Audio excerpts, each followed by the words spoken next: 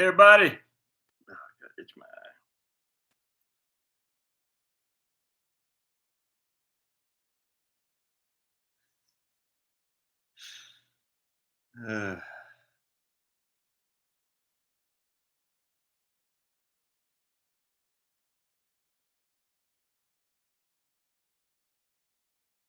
What's going on, Corey?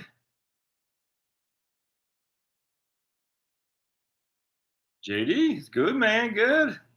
Well, hey, Mark, I haven't seen you around for a while. Just talk about Philly taxes relative to Doylestown on a we were talking about a lady getting ready to be put out of her house in New Jersey, and then we're talking about some lady Tina has a house in Philly. I think Philly proper, Bruce, and she was saying her husband wants to move to a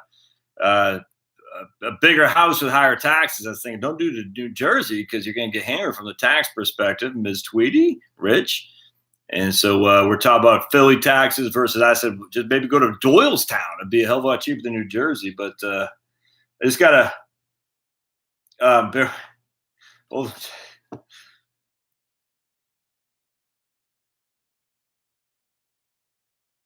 There's I'm reading a thing, Iowa. Yeah. In Seattle, 2 courthouse judges want to power wash the sidewalks because of all the homeless taking craps on the street.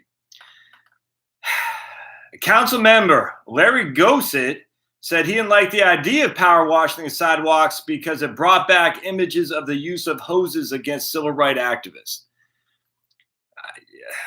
I just...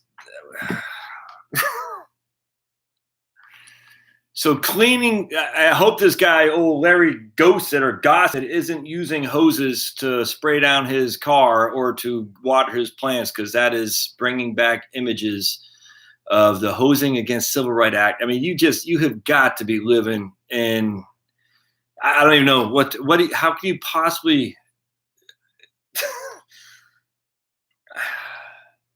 they're taking poops outside the courthouse where people have got to go. You're friggin', and people want to police those up with power washing the sidewalk so people don't have to step in poop to go to your stupid courthouse. And a council member in Seattle says, oh no, we can't do that. It's racially insensitive. I just sit there and I think, sometimes I do wonder, is all lost? I can't, this isn't, some freaking crazy town and we'll just use you, the guy from Iowa, in the middle of Iowa. This is Seattle. I know Seattle's nuts, but sometimes you can't help but just wonder, are we doomed? Because we are so wealthy that there's actually a Seattle council member who says spraying down the sidewalks to get rid of the poop and syringes that are out there. I can't take it. It's nuts. Because it gives them the impression of civil rights. All right. Anyway, sometimes you just gotta, hey, Heflin Auto Repair. So is that my man? So where's my man Heflin Auto Repair? I think I know who this is. Where are you coming from there, Mr. Heflin? Yeah, no. I think about Jay. If you were going to retire in the Philippines, or never mind Singapore, think they'd put up with this little crap? Hell no. Oh yeah. What is it about some people that just they have this incredible sense of guilt over everything? It's nuts. It's nuts. Portland, Maine, Dana, right on, man. To our favorite son. No, not in the least. All right. So before we get started, I do want to share something with you guys. Oh, Dustin, good. All right. Yes, I haven't made a video about the new USAA thing. Dana, what's up, man? All right, so I got a lot. I do want to, real quick, my man Dustin. So USAA got an email from Stuart Parker, the CEO of USAA. I think he's probably thrown into a bad position, frankly. We always wonder how that guy became the CEO. He was literally sitting in my specific cube, but we had these cubes in the home office of San Antonio for the financial planning What's going on, Jerry? And Stuart was a financial planner in USAA literally 10 years before I was, just taking calls, working with people. He literally was that. Nothing, I don't know the guy, nothing fancy, Rob, but he was a financial planner at USAA. And then he just worked his way up to literally CEO. It's the weirdest thing ever. So we always want to have that. How did that guy do that? Do you have some goods? Like, they had this, like the Obamas had on John Roberts to get John Roberts to see that what was not in the law, the Affordable Care Act, was actually in the law when it came to a tax. It was never said a tax. And yet John Roberts said, this is a tax, even though the law explicitly said it wasn't. But oh well. So he must have had something because it's just weird. Anyway, but with that question, there's a lot of what's profligate. I forgot how you call it, but just a lot of spending at USA. A lot of spending. I mean, just a lot profligate. I'm not sure if that's the right word or not. Jordan from LA watching. Ooh, Boston Yankees are on night. All right. Anyway, so they're so what happened in the USA? And just bear with me just a second. There's USA was basically a retirement place for old, 05s and 06s to go. They needed work, and USA just said, come on board. It was basically an old boys club. No other way around that. And then USAA, they got Davies. I don't know if remember as a general or whatnot, but he came in there and he busted heads. He said, it was not going to be fluff anymore. I think he was kind of an ass, but I think he had to do what he had to do, which was get rid of the fluff. A lot of majors and 04s and 05s just working at USA, not really doing anything, but just getting a paycheck. So he came in there and he basically wiped the slate clean, pissed off a lot of people, laid off a lot of people, but he had to do it. Then what's his name? General Robles, who's just a great man, but I think and he came from accounting background, but it's just weird. Lots of spending, lots of insane spending. We've got in the NFL, we got you saw the advertising, lots of bad spending. The wealth manager thing could have been so good, but they paid us way too much. No other way around that. Anyway, long story short, Rob says he won't watch me over Touchdown Tommy with his piercing blue eyes. Have you ever seen those? Oh, no, Josh, you're using your ADD. Did you ever see those Dunkin' Donuts commercials? The fake ones on Saturday Night Live. The Dunkin' Donuts one with the fake ones by Saturday Night Live with Boston and Tom Brady. Oh, my goodness. Well, so General Robles comes in and he did great, but I think and I'm not sure it was his underlings underneath him, but they spent like drunken sailors and literally drunken sailors because a lot of those guys are Navy. And anyway, so Stuart Parker replaced him, and I don't think it was a good point. I think he was probably their fall guy to come in there and just take the hits. And long story short, so my man Dustin said, "What's going on with the Charles Schwab thing?" And so we had a lady in our leadership of wealth management named Terry Carlson, and she was only there about 6 months when I was there, but she was phenomenal. She was phenomenal.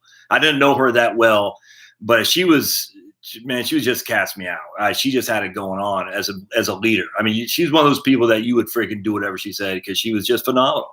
I'd never forget. I walked down the hall. I just got there. I've been there for 3 weeks, and she saw me in the hall. Said, "Hey, Josh, how's it going your first couple weeks?" And I'm like, "How the hell does she know me?" And it was nuts. And obviously, she took the time to read my bio. But remember, USA is a big company, man. Thousands of people. It was nuts. And I said, that's kind of creepy in a good way.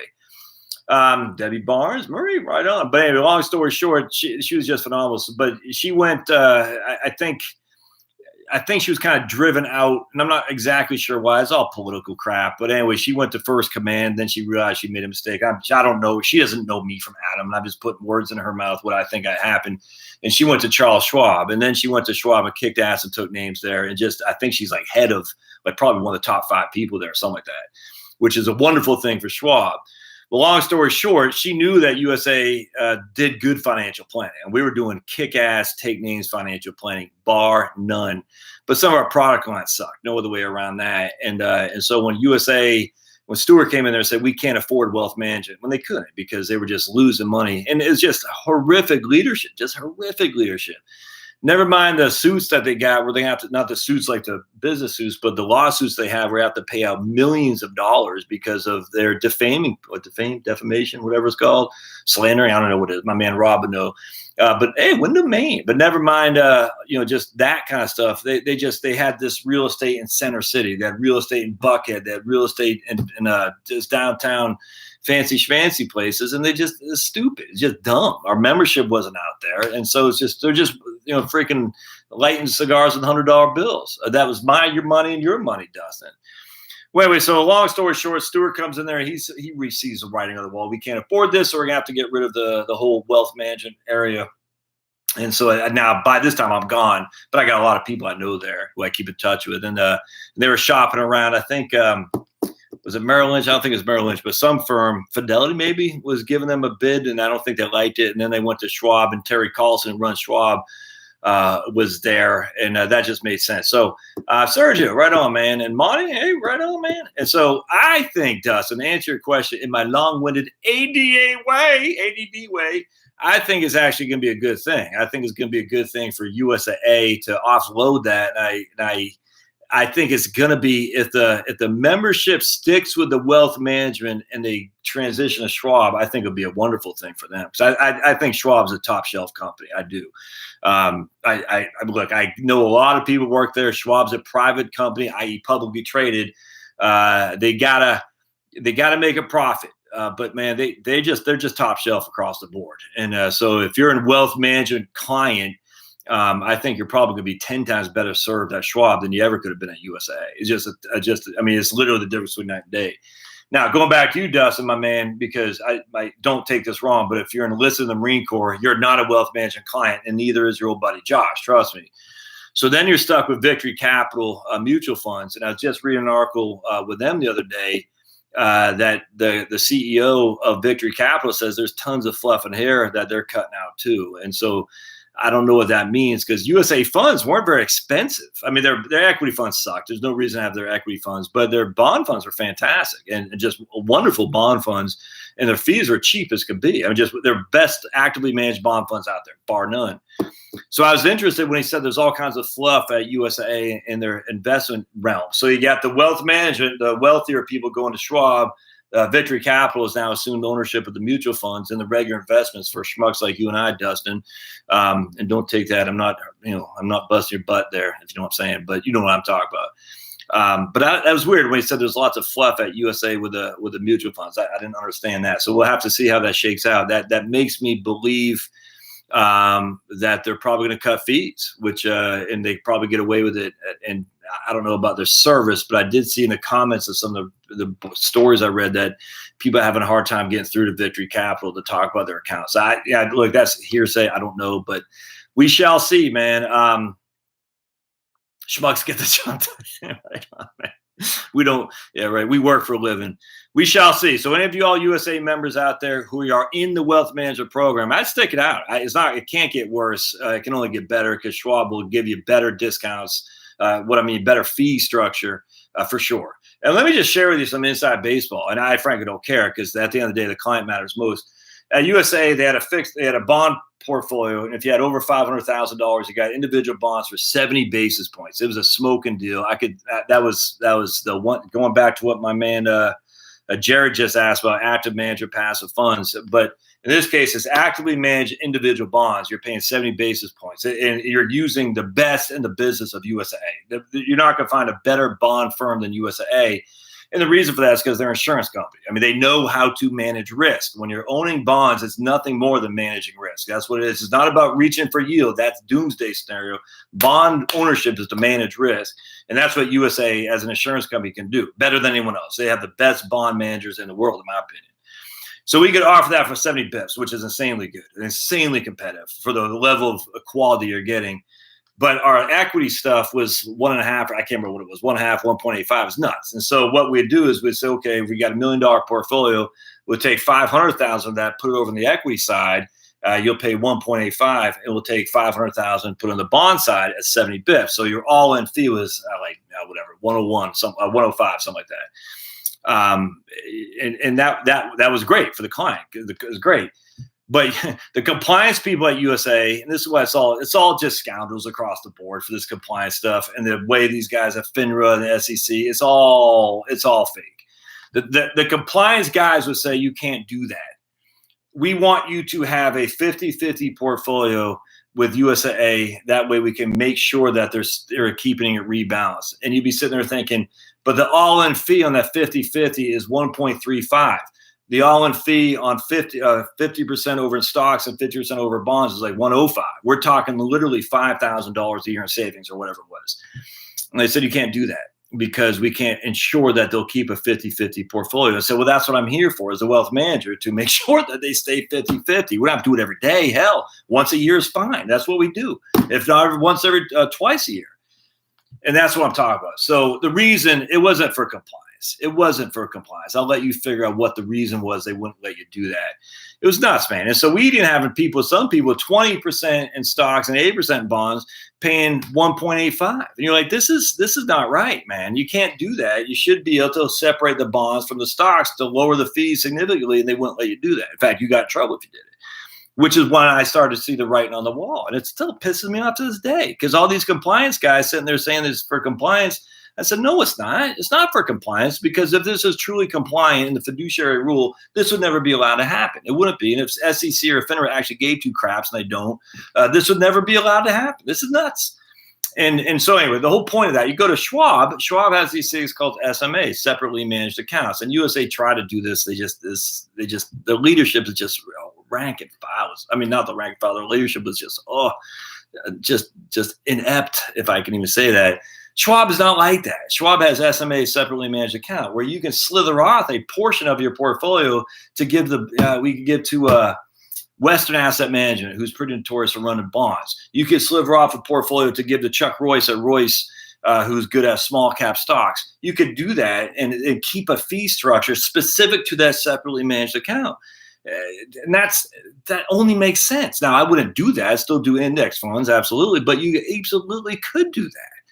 And at USAA, they wouldn't let that. So that's when I always hear these guys. In fact, I've been getting a bunch of emails, my friends, but am I a fiduciary? Yes, I guess. I mean, I am, because I get paid no commissions. I just get paid for the client.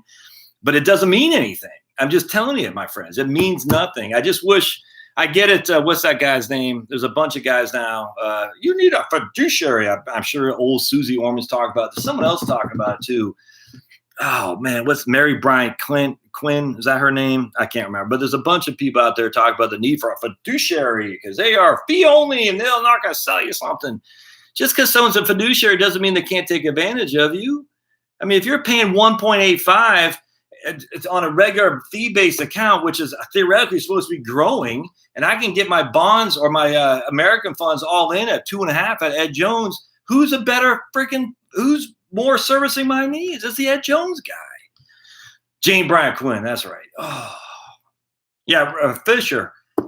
I got no problem with Fisher. They say what they're gonna do. They're gonna invest you, and they're gonna charge you a fee. I got no problem with that. I just hate when these guys say we're looking out for your best interest, and yet inside baseball is inherently they're anyway. Sorry, you got me off a tangent. All right, so I wanted to talk about that. So we did talk about that. Here's my book. It's out. It looks beautiful. I could not be happier. This thing looks freaking awesome, my friends. And I just did a video earlier today, and I just want to share with you. It came out. It just looks great. It's way better than the Kindle. Way better than the Kindle. The problem with the Kindle, anytime you're doing charts, and I got 28 tables and other charts in here, is that sometimes it doesn't. Let me see if I can't see what like this chart right here. That looks fine in the book. It doesn't look great in the Kindle, and it's just because the Kindle can't. And then you got your phone.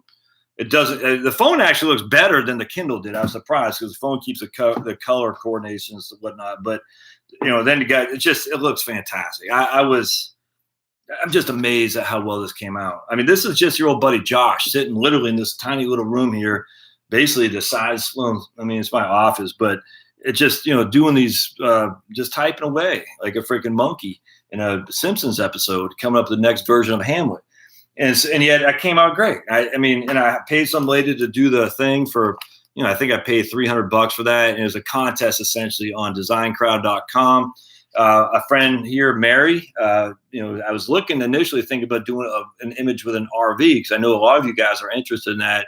But Mary said that would be I'm putting words in her mouth, but she said it might be kind of restrictive, because if you don't do RVs, it might look like it doesn't appeal to you. I said, that's a good point. So it changed the way the book looked. I love it. I just saw one area that actually annoyed me. That's my fault, not I thought. Hold on just a second. Chapter 3. Oh, yeah. So I screwed that up. That's chapter 3. I should have done a control enter right there to get that on a new page. that sucks, but oh well. I got one mistake, and I'm sure there's another mistake or two in there. But this looks fundamentally, I'm just impressed. Here's my first book, which is good, but the drawback is it's in color for that kind of stuff, and it's fine, but it's expensive. That you don't need that right there, that color. It looks good, but that's it's a good book. I'm happy with it, but again, those images are all in color, and they definitely aren't. They don't add to it, that's for sure. But it's a great. I'm proud of the book. It is. It's just that was a drawback. So that made it more expensive to print. And then, of course, my old reliable, the tax bomb. It just here's the charts and stuff like that. So anyway, I love it. It's it's not as going to be as pretty as some other books you see. But it gets over what you need to learn from the book I'm trying to write. So I'm stoked by that. So buy it. I actually think I make more money when you buy the paperback than I do on the Kindle. But again, if you have Kindle Unlimited, buy the Kindle for free. You get it for free, and I still get paid. Not much, but if you do it and you tell 100 of your friends to do it, man, I'm gonna have a top hat on pretty soon, like the Monopoly guy. All right, another thing before I start taking some questions. So I'm doing. You all can't see this, I'm sure. But that's my spreadsheets. So I'm looking at Wellington, going back to inception 1930, and it's interesting. So I'm doing Wellington year over year from 1930. Then I'm doing it every 10 years. All right. So I've just a lot going on with Wellington. I'm going to put a book on this because I'm actually very, very interested in this. So let me share an example. In Wellington, if you had $100,000 invested in 1972, all right. So you started the end of 1972. The start of 1972, you invested $100,000 in Wellington. At the end of 1981, after 10 years, that would be worth $161,579. All right. Now, if you factor in inflation, so just this is freaking insane.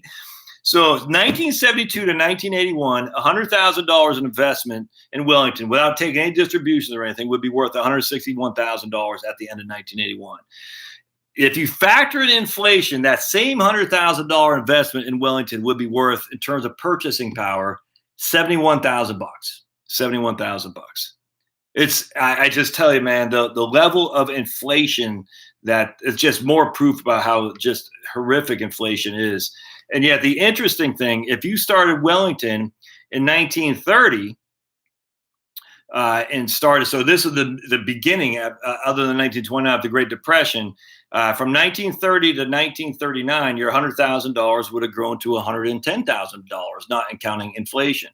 However, from 1930 to 1939, counting inflation, your $100,000 would have grown to $135,000 because of deflation to start the century, or to start the decades. Pretty interesting, huh? So 100,000. So inflation killed you in the 70s. Inflation helped you in the 30s because actually deflation. So there you go. All right. So let's see. I think I saw my first question from my man Jerry. We do it here. Oh yeah. Nah, JD. Just when you think you're caught up, because I just literally, dude. If you saw all the things I have open here. All the things and then people send me emails about articles I got to talk about. I can't, it's like, it's nuts, man. So here, I just got so many things. There's a tax policy center video I got to do. They talk about the marriage penalty from these people over at the Urban Institute. So I get tons of stuff. It's nuts. And every single one, I'm like, oh boy, there's another one I got to read. My man, Colonel Luis, sent me one today that I got to read. Just tons of stuff I got to read. And then if I read it, I just got to get out there because it's like sitting in my head, about to explode.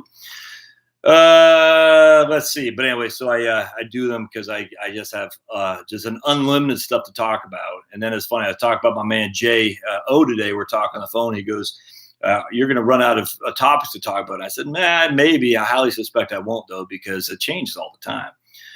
Central Massachusetts, my man Rob in the house. Kansas City, right on, man. All right, so my man Heflin Auto Repair in Kansas City is on board. So if you guys are looking at getting your auto looked at, look at the Heflin Auto Repair outside Kansas City. Dustin's been busy in the desert. Is that the desert overseas, or is that the desert in Victorville, in that area? Fort Irwin, which I've been to twice with National Training Center. Let's see. All right. Wyndham, Maine. I won't stop watching Josh for baseball, football. Yeah, I got you. Longview, Texas in the house. Virginia. Right on. Any more annuity ideas with the big players? Good ones. Any do you like, Sean? So Mike says, any more annuity ideas with the big players? And I'm not. I have to chomp on that a little bit, Mike. Generally speaking, I'm not a fan of variable annuities. I do not like index annuities at all. I guess people could say I'm ignorant of it. I doubt that. I highly don't think I am. The one thing that ticked me off about the annuity advertisement on my own website, which I did a video on yesterday, the insinuation is 9.6% returns. And you're like, no investment guy could ever get away with saying that. We couldn't. We could we could not say that. We could not say it. We could not certainly advertise for it. And they might be able to show that that is attainable, right? But I mean, it's not likely to happen. And then on top of that, a lot of these annuities, it was all an index annuity. A lot of these index annuities, the drawback is, well, I don't want to get into it here. I've done videos on it. I'll do more, but just the idea that they don't take in dividends, they have caps, all this stuff. It's just, look, man, you're never going to get market-like returns without being stock market-like risk. It's never going to happen. It's just not. So I think if you want the market returns, you're going to have to come to Jesus and recognize I'm going to have to take the market-like volatility. There's just no other way around that.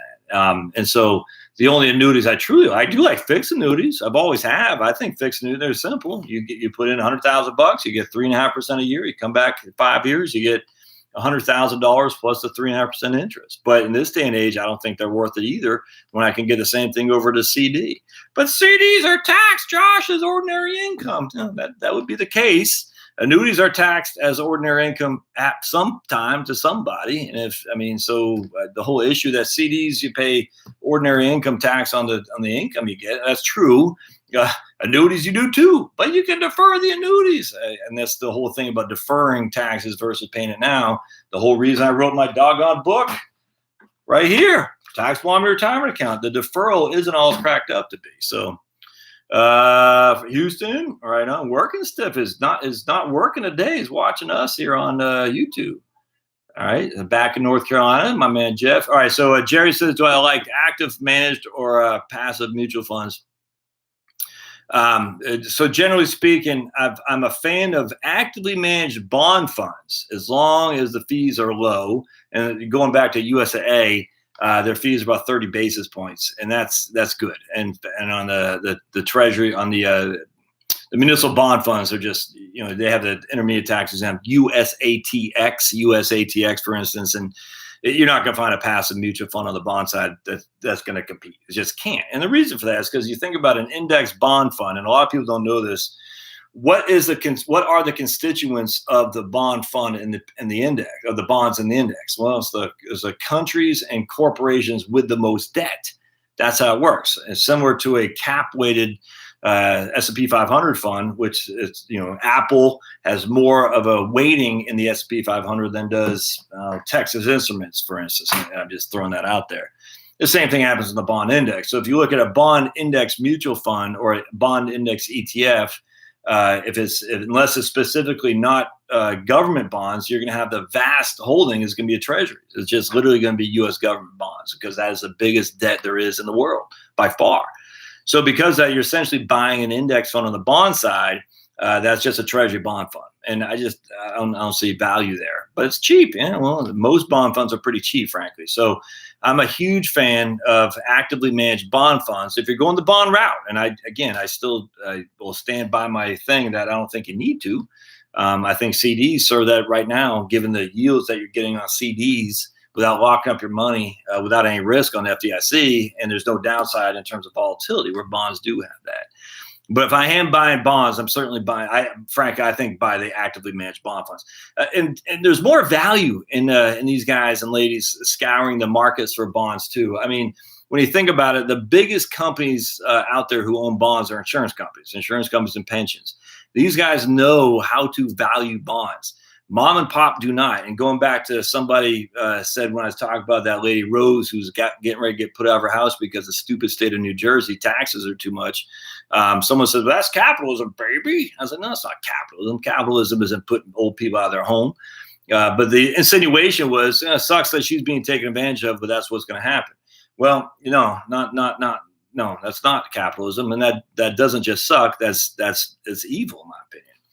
But in bonds, let's just say this: mom and pop from Ed Jones are scouring the bond market, and some guy at Ed Jones is just looking at the computer saying you can get these bonds at 4.5, AA rated, but that's all Ed Jones knows. They're just using some other company's rating agency to see what their currently credit ratings are, but they're not going out there and talking and looking at the aspects of the bond itself, the value of the bond relative to what you can get for it.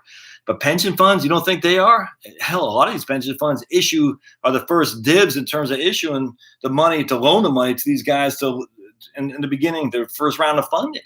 Insurance companies, they're not just looking at Moody's and Standard & Poor's saying, well, Moody's says it's AA rating, so we're comfortable with that. No, hell no. They know they need to be on that like white on rice, because they have all these life insurance and annuities people that they have to pay. And if their bonds are going kaput because they're just looking at Moody's and Standard & Poor's and heaven forbid AM Best, they're going to be in a world of hurt if those guys miss something. So you're going to have the pensions, you're going to have the pension funds, you're going to have all the insurance companies, who a lot of these guys happen to run bonds themselves, Western Asset Management and things of that nature, that are going to be looking at the bond market a whole lot more just thoroughly than just some stock jocks. Because so anyway, to make this long story short, is that the bond funds should be actively managed, bar none. There is value in bond active management. There is no value in stock active management. But Warren Buffett, as you know, if we just look at a basics bell curve, someone will always be over here and someone's always going to be over there. There will always be one guy or lady who shines. There's always going to be. The problem is we don't know if that's that guy today. We don't know if Warren Buffett will shine the next 10 years. I mean, if you look at his track record, there's a lot of times he doesn't shine. In the history, he's done great. But does that mean he'll continue to do? We just don't know. And that's the drawback. You could buy Warren Buffett today and say, well, he did great the last 30 years, but we don't know that's going to happen. We just don't know. But there will be some guy who shines. And any kind of bell curve, that's the issue, is just the way it works. But that's with stocks, because really luck more than anything. With bonds, you can quantify some of the risk there by actively managing it and looking at the risk. Because remember, bonds, my friends, are the reduction, the managing of risk. That's what bonds are. Stocks, different, whole different game. So when it comes to stocks, Jerry, I like passive equity funds without question. ETFs, index funds without question. Now, I'm going to throw you a curve, because I'm going to do this book on the Wellington Fund. I'm going to hit this sucker back and forth every which way, and I can compare it to the S&P 500 with inflation. I probably won't do taxes because that's too much of a pain in the butt. But the Wellington Fund can actually, just real quick, I used to do the 3-bucket approach. You got cash, you got bonds, you got stocks. And basically, you're kind of pulling the lever on cash or stocks and bonds every year, and then you're replenishing the cash you took out with whatever did better. But it's kind of like milking a cow, boink, boink, and whatnot. But I stopped doing that because it was too intense. It was too hard. No one's going to follow that because there's just too many moving parts. Where Wellington could be the counter to that. You just got Wellington, you got cash, Wellington and cash. So Wellington is 70% stocks, 30% bonds, and then you keep your cash portfolio. So essentially, it's a 3-bucket approach with just 2 holdings, CDs and Wellington. I'm looking forward to seeing how that shakes out. So far, so good. For those in a high tax bracket, is it best to do a Roth conversion once? All right, so my man Rob says, for those in the high tax bracket, is it best to do a Roth conversion once and bite the bullet for taxes? It seems to me gains in the Roth might be. Well, that's a good way to look at it. The problem, the problem is if you were in the high tax bracket in 2000, going into 2000, Rob, and you did it, you're hurting unit, man. Simply because you paid, let's just say, at $1 million, and you converted all of that over in 2000 in a high tax bracket. You got $1 million of ordinary income. Just forget the taxes at this point. But now the sucker dropped to 9%, 12%, 22% respectively, and so now you're sitting on, we'll just say, $500,000. So you did a one fell swoop. You paid tax on the $1 million, and now you're sitting on $500,000 bucks. So you pay taxes on $500,000 that is no longer you no longer own it anymore. That's the risk, and we've seen that. We've seen that happen. Absolutely, we've seen that. People convert in 2007. People convert in late 90s. Back then, if I recall right, you used to be able to pay the tax over 4 years. That stopped. I can't remember if it stopped in 2000, but I remember when Roth first started coming out you could pay the tax over 4 years. And they came out in 97. I just can't remember if 2000 was still. But at the end of the day, you're like, if you can't do that anymore, you can't spread the tax. And worst case scenario is you really can't. Well, you can't recharacterize it anymore. That's the one negative of the Trump tax bill is you can't recharacterize Roth conversions. That was a wonderful, wonderful strategy we'd use. That if you got hammered after in the first year after you did the Roth conversion, we could just basically make it, go away like it never happened. Can't do that anymore. So I don't think so, Rob. I think you could easily see yourself paying taxes on that $1 million or $500,000 or $250 for an account that's worth $125 just a few years later. And I had one guy tell me that's exactly. I'll never forget this. I forgot it was at USAA. It was at USAA. This guy in Alabama. Because I suggested him he need to start doing Roth conversions, and he basically looked at me like I was trying to sell him an index universal life insurance policy. This is over the phone because I didn't see him. He goes, I did that last time, and it came back to bite me in the butt because he, just like I told you, he converted in 2007, I think, and then come 2009, his portfolio was down 45%, and yet he still had the taxes to pay. Now, he could have done, if he had some good financial planning, which he didn't, he could have done a recharacterization. But there's no one knows what the hell they're doing in financial planning, but they're fiduciaries, Josh. They're fiduciaries. I'll never forget this. I said, why the hell? And he worked for a big health concern. I said, why would you not done recharacterization? My guy never told me I could do that. I said, yeah, welcome to the club. But your guy certainly isn't giving you your money back, but he's a fiduciary, a registered investment advisor. He's just looking out for your best interest. All right. Lisa says, my husband and I love to watch your videos. I'm looking forward to getting my book. Right on, Lisa. I appreciate that. Feel free to buy many copies because your number one role is to make sure that I get paid commissions, right? I'm just joking. Actually, there's just real quick. There is a controversy among fiduciary registered investment advisors, fee-only advisors, if they have YouTube channels, if they sell stuff for commissions. Like when you buy a book, I literally get paid. If you do Amazon affiliates where you get commissions. There is literally, believe it or not, this is how nuts the industry is. Is that considered fee-only if they're selling products? Well, the product's my book, but it's still a sale. And let me give an example. If your wife was doing real estate and got commissions, could you hold yourself out as a registered investment advisor fee only? That's debate. That's a debate whether you could do that. If you sold term insurance, and you didn't sell it, but your firm did. So when I worked with a firm in New Hampshire, I didn't sell insurance. We had a guy in the firm who did, and probably did 3 policies a year at, literally probably made $200 commissions. I could not hold myself out as a fee-only advisor, even though I didn't get any of those commissions. I didn't sell the insurance. This guy did. He only did a few policies a year because my firm sold commission product. It just is freaking insane. So literally, it's that if you bought this, say you bought this book right here, Unschooled by Carrie McDonald, and I got paid a commission, can I hold myself as a fee-only financial planner? We don't know. There's no answer to that. So there you go. The nature of the financial planning industry is that's why the words that these people use are meaningless to me, especially if you can hold yourself out of the fiduciary when you're charging 1.85% or 1%. I don't care. All right. What fund or funds will you personally invest in at retirement? I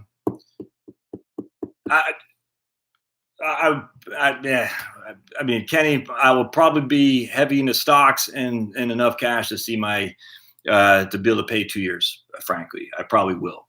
I'm just telling you, man, if you don't have a mortgage, which I have never I've had a mortgage, not having mortgages a couple times with, the beautiful, and I have rented. But if you don't have a mortgage, you can withstand the craziness of the markets falling off a cliff, like what happened in 2007, 8, and then into 2009.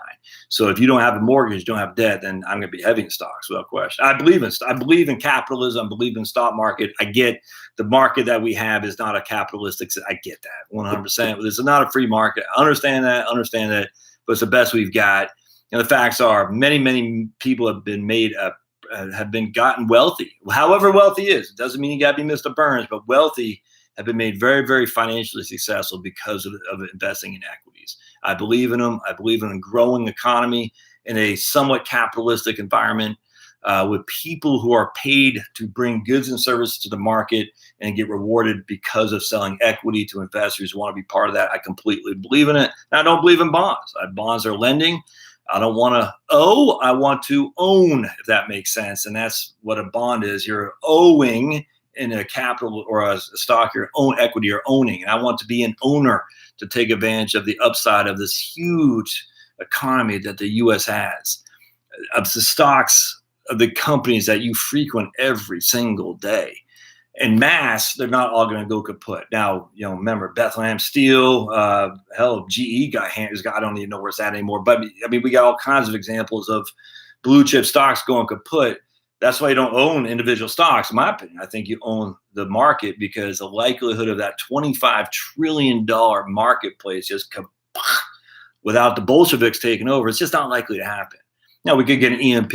Our old man Kim Jong-un could send an EMP above us, and we're all in a world of hurt. That's why you got to be prepped. That's right, exactly. But we're not going to have the Bolsheviks. I mean, they're trying to. I get it in Portland, Antifa. I mean, they're Bolsheviks, but they're not taking over the country. It's just not going to happen. So as long as capitalistic environment stays somewhat true, where we have a somewhat free market, equity is the way to go. It really, in my opinion, it really is. So Jordan says, Rick Edelman talked about it too. Yeah, I'm not sure what you're referring to, Jordan. Is that talk about the fiduciary thing? I don't know. So comment below if you would. I'd like to see what you mean. Man, we got aloha from Maui. So our man Mark Locklear is living a hard life out there in the island. I've never been there, but man, it does look freaking fantastic. Can't handle it though, because my wife would be island fever. All right, my man Rick says, 5-year bucket of cash would be better than 3-year bucket of cash. Would this be better to address sequence of risk issue? That's a tough one. I think, my man Rick, a 5-year bucket of cash it's not as efficient as like my man Clint, as an engineer by trade, would address. And I'm waiting to see some of his work he's doing on that. But it works for your ability to sleep at night. I think it works, man. Rob, you give me money again. I got a bad feeling that's my man Rob. Give me $4.99. I appreciate it, brother, but you don't have to keep. Hey, look, if you want to, you can give me money. It'll be well spent, but I appreciate it. You just don't have to keep doing that. But I'm much obliged. And by the way, the book is en route, my friend. Shameless capitalistic sales plug. For all those who are my Subscribe Star, $10 a month, I'm sending you this book for free. So if you are a Subscribe Star, I don't know if you call it member or a supporter of mine, I sent that book for free. And I just got it, and I've been holding back to make sure it looked good. So I started sending them out today by Amazon. I just ordered on Amazon. Oh, by the way, if you are going to open the book or order the book, go to Amazon. Do me a favor. Go to Amazon and type in Social Security. If you do that, if you scroll down a little bit, this will come up usually in the first page. At least it did for me. It might not for you, but wait till you see the book.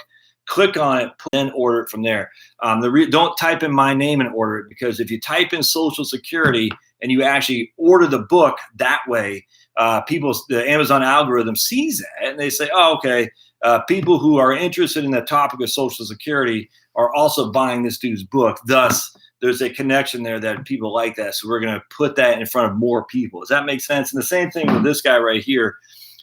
This is my tax bond book. So whenever anyone buys this on my website, I literally go to Amazon, just order it for them because I don't have an inventory of this. And what I do is I go to Amazon, I type in Roth IRA. This book comes up pretty high now, which is good. And then I just send it to you that way. So that would be a big help to me if you're going to buy the book. Type in Social Security, look for the book, and then order it that way. And type in Roth IRA and look at the book that way. But yeah, going back to the 5-year bucket or the 3, I just think it depends, Rick. I don't think there's any right or wrong answer to that. I do think at the end of the day, there is something to be said about being able to go to sleep at night. And so a 5-year bucket, I would assume, would allow you to sleep better at night for sure. Fiduciary, hey, that was me that asked. Oh, Atlas shrugged. All right. Well, someone who, I can't remember who that was, but someone who named Atlas shrugged asked if I'm a fiduciary. I like it. So that's my kind of thinking there. I guess I missed someone asked about conversions. Yeah, I talk about conversions a lot. Absolutely. Kindle is a little wonky. Order book, yes, sir, right on. Charts don't look right, but still readable. Yeah, so you got Kindle, you got iPhone, and you got the tablet. And you can't. It's weird, man. You can't make it great on all three. I mean, literally, I sat there for probably a day. I was like, I look at Kindle, it's okay, that looks good. Then I open up on the iPhone. I say that looks pretty good. Then I open up the tablet. I say, that doesn't look good. So then I try to change it to adjust it for the tablet to make it look better, which would make it not look as good on the Kindle. It's weird. It still looks fine. I mean, I'm not gonna bag it. It still looks fine. It does look a little. It's not nearly as crisp as a paperback. There's no other way around it. It's still. I mean, look, man, buy it on the Kindle. You'll like my man Roth was saying. It gets the job. It gets the knowledge across, but it is a little wonky. I completely agree with that. I 100%. Easy to read. I 100% agreed. Yeah, right. Bernie Madoff's fiduciary. That's right. My man Phil from Indianapolis says, always looking at live videos on Sundays. Got your book a few days from Amazon. Right on. Hey, another Indianapolis. You guys should do go see the Indianapolis Indians. Are they still called the Indians? And go hawk my book out there. Yeah, that's what you should do. Sergio, 5 years would not be enough to survive a decade like 2000. I don't know. It depends on the cash expense. Yes, maybe. I'm more even convinced it wasn't the aughts. It was actually the 70s. The inflation was just horrific, man. So you got inflation. You got some bad performance on top of that. But the inflation, I am now convinced if you can survive the 70s intact, you're going to be fine. Even the 2000s, the aughts were bad, but the 70s were literally. And I did an article on this, or a blog post, where I said the 2000 or the Great Depression was actually better than the 70s. The Great Depression, you averaged negative 5.57, I think, average returns. The 70s, you averaged 3.32. But yet you factor in inflation, the Great Depression actually left you with $5,000 more on a $100,000 investment because inflation was so bad. It's in the 70s. It's one of those things that every now and again kicks me in the pants to realize I think I've been not doing it wrong, but having to focus on the real risk, which is that 70s. I mean, the 70s was worse than the Great Depression. Now, I'm not counting 1929 because Wellington doesn't go that far back. Wellington starts in 1930, but I will. And if you can survive 1929 to basically 1938, and then you can, if you can survive that and survive the 70s and survive the aughts, man, what else could you possibly ask for? I mean, obviously we don't know what's going to happen, but man, Bruce Rochester just bought both tax bomb, retirement, Social Security. Right on. Didn't see the hard copy of your new book. Oh man, it's out there. Absolutely. Have you heard of Wealthfront Cash Account 2.5? I don't like Wealthfront. I probably should take that back. Wealthfront, at least, so I was listening to Med Faber about a year and a half ago. He's talking about how Wealthfront was doing something, and I just thought it was a little bit sneaky, and I didn't like it. It turned me off. So, but I mean, look, I don't know if I don't know. That turned me off. I said, yeah. They weren't explaining their true fee. I can't remember what it was, but it turned me off to them. So I don't know. Look, if you get 2.57 with cash account, that's pretty good. I would have no qualm with that. But my personal thing there, Scott, is I don't like firms that try to get away with ignorance of their customers. And look, I don't know if there's I don't know. I'm just going off what I've listened to on Med Faber's podcast. Got the tax bond book and it's buying blowing. Hey, right on. Michelle and I are trying to make sure we have our ducks lined up. Thanks to the book. You got it, Jack. Well, thanks for paying, man. Goes NTC Mojave Desert. Right on. Big Canoe, right? Big Canoe GA, just right up the street, man. That's fantastic. Fred J. Corey's in the house. I just dumped a bunch of cash in the Wealthfront myself. I like their website. Stash, okay. Saw a climate change commercial in the middle. No way, man. A climate change commercial in the middle of one of my videos? Are you kidding? That is awesome.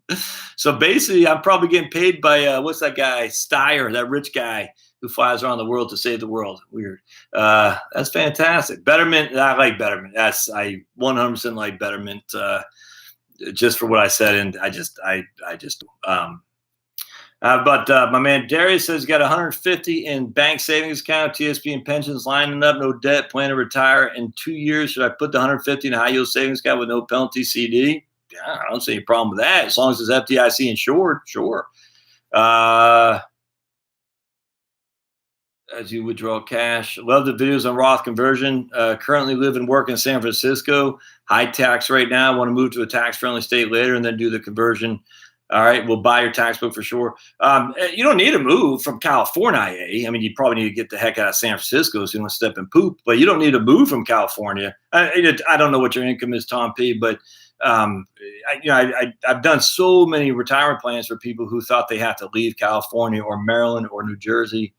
And I think it was even New York. Yeah, New York. And you don't have to. It's not the state that gets you.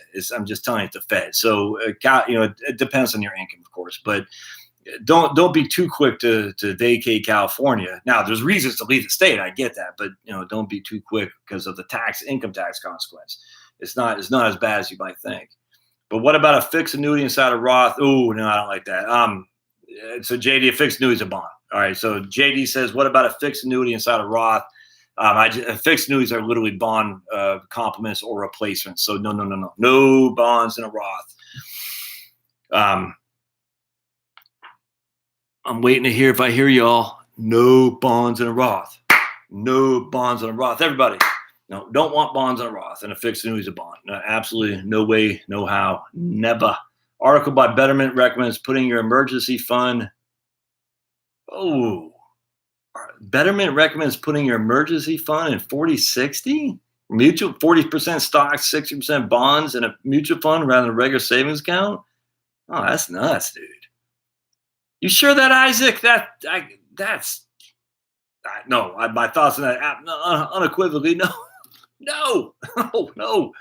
Now, some who've been following me for a while will say, but Josh, you said to borrow against a credit card to start a Roth IRA and invest that as aggressive as you can. I do say that. I think to get you off the schneid to invest in a Roth to take advantage of it, you should invest. You should, if you have no cash, borrow from a credit card, do a balance transfer to 0% if you could. Put that $5,000 in a mutual fund Vanguard extended market index or something like that, and get that sucker rolling. And then you just pay $150 a month back to your credit card, and hopefully you'll be paid off in 2 years or something like that, whatever. And that should be 100% fully aggressive, because that's not your emergency fund. That's your Roth IRA that we want to bank for many, many years down the road. And if you need to, this is where the Roth kicks butt, takes aim. You always have access to your principal. So even if the market fell 40%, you can access that if you need to. I hope you don't, but that can serve as kind of like your last resort mutual or emergency account. I wouldn't even do that. Just use your credit card again. But no way to put an emergency fund. Absolutely should have nothing to do with bonds or stocks. That's nuts, man. No, don't do that, Isaac. Here's my man Rob. For those in high tax brackets with pension, is it best to just bite the bullet? Okay, I think we talked about that right on. Dana says, for all you smash the like button, like my man Graham. One of the reasons Stephen is so big on YouTube is because he, in a funny way, he got his little Facebook thumbs up here. He says, and you have to do these three things. One, leave San Francisco. Two, get a street sweeper. Three, smash the like button. It's funny. I always forget to do that. So just smash. That's the default allocation on the safety net account they offer. Easily change to whatever you can. Okay. I'm subscribing to your channel right now. I just saw some of your videos on channel. I want to thank you for sharing these valuable information and your knowledge with us. Right on, man. My man, oops. Oh boy, we got a troll on here. Oh boy. Hey. Hold on a second. Hold on. Great advice. Tell the trolls to watch something else. Oh, please, someone got trolls on here, man. Yay. Okay, there we go. All right, so here's my man Al. No bonds for me. I do CDs, gold and silver on top of my mutual funds. Gold and silver doesn't pay interest, and thank God it doesn't. The pinstripe bandits can get it. Gold doesn't ask for bailouts. Any advice on managing the proceeds of a home sale? Looking to rent for at least a year. Oh, that's a good question, Peter. All right, so Peter says, any advice on managing the proceeds of a home sale? Looking to rent for at least a year and have $370 in proceeds. I guess it kind of depends on what you're going to buy next. But if you're still kind of chomping around, not quite sure, I would just put in CDs. So let's just go back to my trusty app here and see what the 10-year Treasury is doing.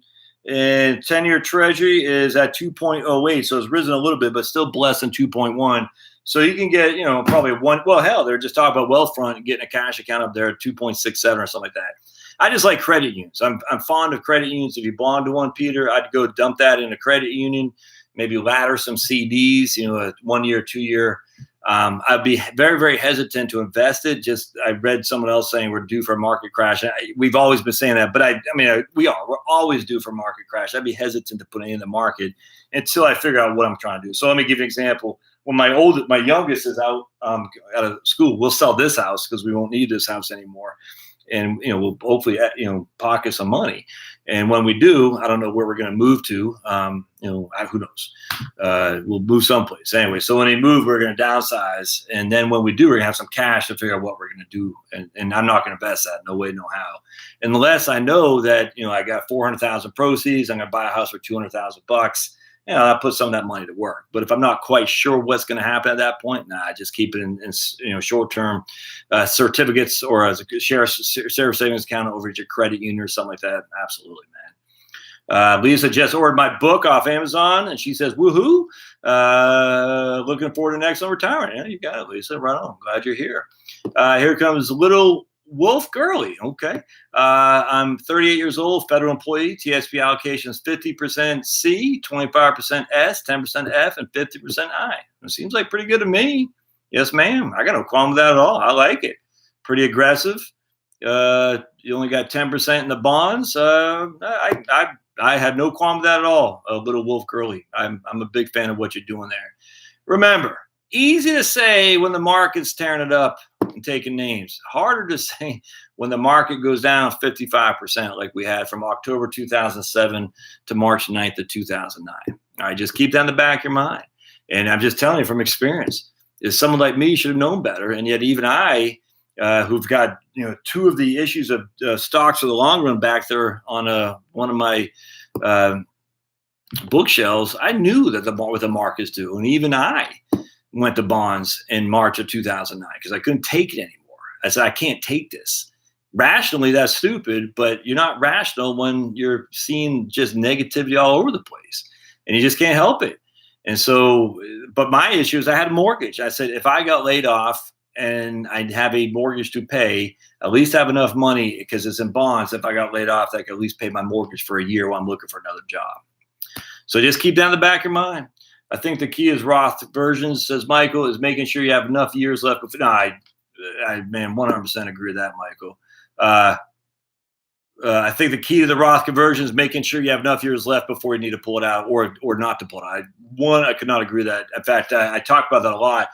A lot of the plans I do with people who got pensions is like, it doesn't make sense to do a Roth conversion because essentially what they're doing is they're pulling money out to pay tax in order to pay the Roth conversion. And then, 4 or 5 years later down the road, all their non-Roth accounts are exhausted. So now they got to pull money from the Roth anyway. And you're like, that didn't make sense. And it's literally, in that case, you're literally paying the tax today when you could have deferred it for 5 years. Doesn't make sense. I've had that happen a number of times. It just doesn't make sense to do those Roth conversions. If I'm going to pay the tax today and I'm not going to allow the Roth to really grow for many years, don't do that. No, right on, Ross. Cool. Duplicate question. I didn't know I answered. I didn't know where I was, so I appreciate it. I love watching this channel, says Peter, but my day job gets in the way of seeing them all. I can't keep it up and all. That's right on. Hello, Deb. Que paso? That's what we say in Spanish. Que paso? Mr. Burns appreciated the shout out. He said, excellent. It doesn't Smithers, man. That's awesome. Waylon Smithers. Excellent. Is there anyone better than Mr. Burns? I mean, literally, see my vest. Oh, just those guys. Do I see a correction in the next few years? Yeah, absolutely. I see him every few years. But when, where, how, I don't know. That's the problem. Yes. Hey, cheaper than going to the movies or more entertaining, fewer calories, but not eating butter popcorn. My man John said he's going to order my new book just as instructed. Right on, John. It's not in Portuguese, unfortunately. So just keep that in the back of your mind if you know what I'm talking about. Do I believe? Yeah, I do believe in disaster prepping, and I don't believe the zombies, and I don't believe the hoodlums are going to come. All that is everything. I mean, there's a reason to be nervous about everything, but I do believe the grid being. Look at New York. Look at DC. The grid goes down all the time, and as we more, and I don't think we'll ever, thankfully, rely solely on solar photovoltaic. Always got to make the disclaimer. I'm not talking about solar thermal. Talking about solar photovoltaic, and certainly wind. Just shoot me now. I don't live in Oregon. We don't have hydro here. I imagine we have a little bit, but not like my man John up in Oregon does. So when the electricity goes down, what do you do? And I have a battery bank. I do have a battery bank down there with 3 or 4 deep cycle marine batteries. I got inverters of all different loads, capacity, 250 watts. I got the one I can plug into my every car we have has one. You can plug into the cigarette lighter. That's what you can only do 120 watt load on that. So you got to be careful, or else you're going to blow the fuse on your cigarette lighter. But every single car has one of those. Every single car has gloves, has food, has water. Every single one. Every single one has a box cutter. Every single one has inverters. I don't have any here. Those solar lights, those inflatable solar lights. Every single car has those. I got tons of. I got a greenhouse or LED lights that you can raise vegetables inside your home, but you need electricity for that. Those things take freaking nothing. To fire up a battery on just a one photovoltaic solar panel is not hard to do. You could easily use LED lights to charge a battery. And that's the thing with solar, man. Solar is best at recharging batteries. That's what it's there for. Solar is not going to power the grid. It's just not. I don't understand this infatuation with it. It's nuts. I like solar, but solar photovoltaic for the amount of need we need for electricity. We're not even talking flying. My goodness. Can we stop this? But solar for preparing, solar to reduce your reliance on the grid, solar to reduce your electricity costs, absolutely should do that. But doggone, man. Solar thermal, you put that on your rooftop. If you have a solar photovoltaic PV panels on your ground, that's a pretty. Even if you got geothermal, I was talking to a guy about 2 years ago up in New Hampshire, and he did geothermal plants, and I love geothermal. I'm a huge fan of all that stuff. It's just God's gift to us. Why not take advantage of it?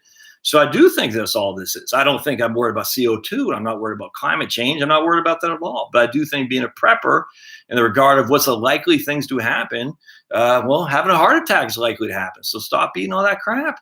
Go out for a walk. Stop eating, high carbs, low fat stuff.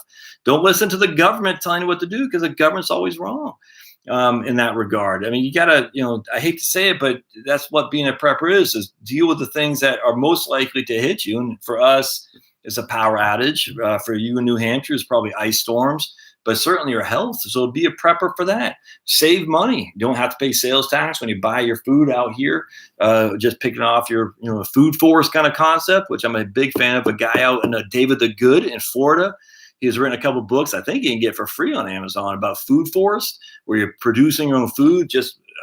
I freaking love all that stuff. And everyone should be a prepper in that regard. Doesn't mean you're worried about the zombies, or you think Obama's going to be there in Janet Reno with guns to your head like Elian Gonzalez.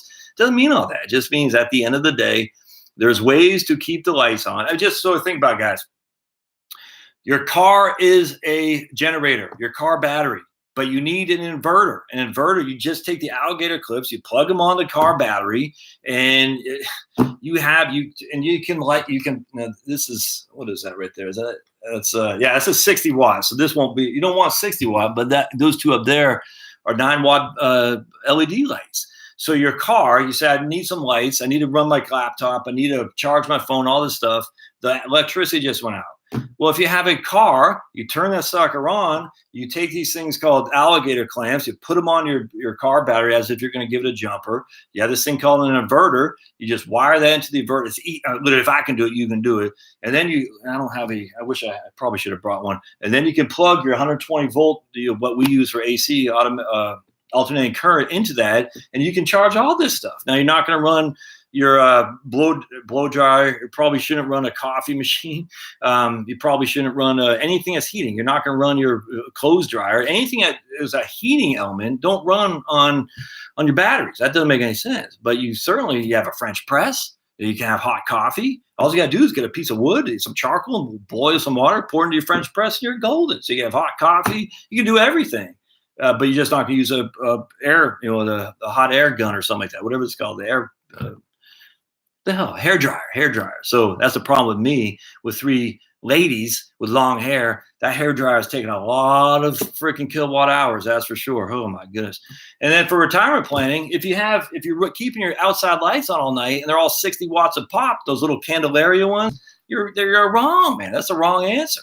You got to switch those suckers out to LED lights. It costs a little bit more upfront, but you're going to save a boatload of money on your electric bill. And if you're running solar, photovoltaic, you can't have big loads like that because you're just wasting it. You waste the battery bank. So anyway, long story short, you got to figure this stuff out, because if you don't, you're going to be you won't have any ability to at least manage yourself when the grid goes down, which is likely what happens all the time. And then you look back in New York in 1977, Ted Koppel, of all people, he wrote the book Lights Out. Was it him? Yeah, he wrote the book Lights Out. Talks about the grid and how weak it is. So not to do this, I find to be I don't think that's smart planning. And I'm a financial planner. I think you got to take the preparatory cautions to get this stuff done, because if you don't, you're relying on other people, and that's always kind of scary. I'm not so worried about an EMP. It's one of those things that I get the risk of it, Ron. I don't know. I mean, what can you do? I mean, you're going to put everything in. I don't know. I'm not that big of a concern about it. Tim's from Cincinnati. Oh, I got to interview Fritz about the retirement manifesto. I got to interview Wade Pfau first, though. A lot of people are really, really anti-reverse mortgages. I've come to the conclusion that reverse mortgages annoy people. It's almost like annuities do. And look, I'm not saying it's not rational. I don't get it. I mean, I get it. They're not cheap to import, but buying a house isn't cheap either. I don't get the thing. It's weird. Some bordering on hostile feedback, actually, when it comes to reverse mortgages. I don't quite get the animosity towards it. The reverse mortgage itself never put anyone out. It just didn't. It's weird. I don't get the animosity towards annuities either, because annuities are inanimate objects, just like firearms. They can't do anything right or wrong. It's the person that uses them incorrectly does. But it's odd to me. If you can get so on a reverse mortgage, my man Sergio did he said you can get $8,500 a month to be at a $300,000 house. $8,500 a year, a year. So my example was I was doing $100,000 on a bucket strategy, and I just could not break the 5%. I just couldn't for 20 years, starting in the aughts. And I was able to get 5%, it's $5,000 a year adjusted for inflation with 4 years of cash, and we were able to survive from 2000 until the end of last year. But that money's gone by the year 2020. And we couldn't make it work. It's just you couldn't. I've done every single way to Sunday. If you increase it with inflation, you're done. And Sergio comes along and says, "Man, you could take $8,500 a year from your reverse mortgage, essentially until you're dead." And so I'm sitting there thinking, all right, so let's just go back to the old 4% rule. So we're taking $4,000 a year in the 4% rule, or $8,500 a year, and using the equity in my home.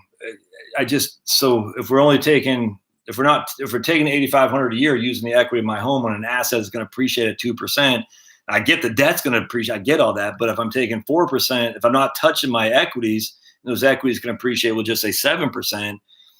Won't my equities overcompensate for the debt that's accumulating? I think it would. And I just, so at the end of the day, I'm living larger while I'm alive. Charlotte and I are living on $8,500 a year as opposed to $4,000 a year. And my intuition is we're going to leave more too, because while the house might be gone, the portfolio hasn't been tapped. And if that can grow in a historical rate, obviously 7%, that means it doubles every 10 years. It just, I don't know. It's odd. But so the counter to that would not be the reverse mortgage, to have my $300,000 house appreciate at 2%.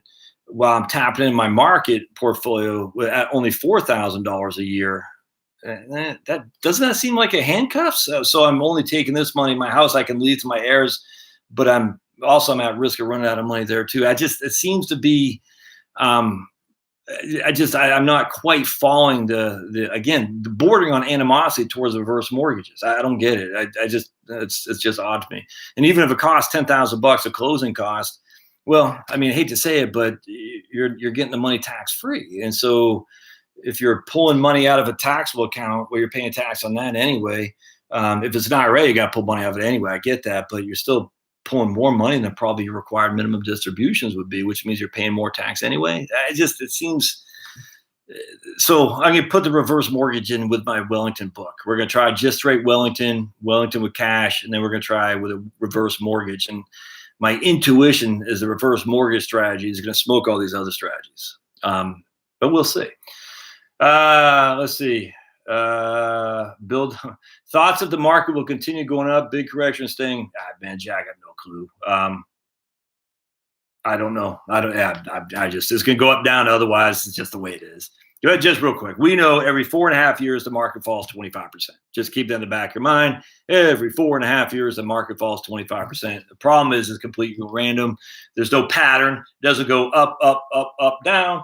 Up, up, up, up, down. Is completely random. So we see from 1982 to 1999, I think we had one down year of maybe 1994. It wasn't much. And then from 2000 to 2010, we had 4 down years and pretty significant down years as well. So it's completely random. But every 4.5 years, the market falls 25%. That's why if you're going to invest in the market, you got to be willing to take a 25% hit in any given year. The 70s was a great time. I wish I had been 18 in the mid 70s. Largest construction boom in history. Whew, man, 70s. Oh.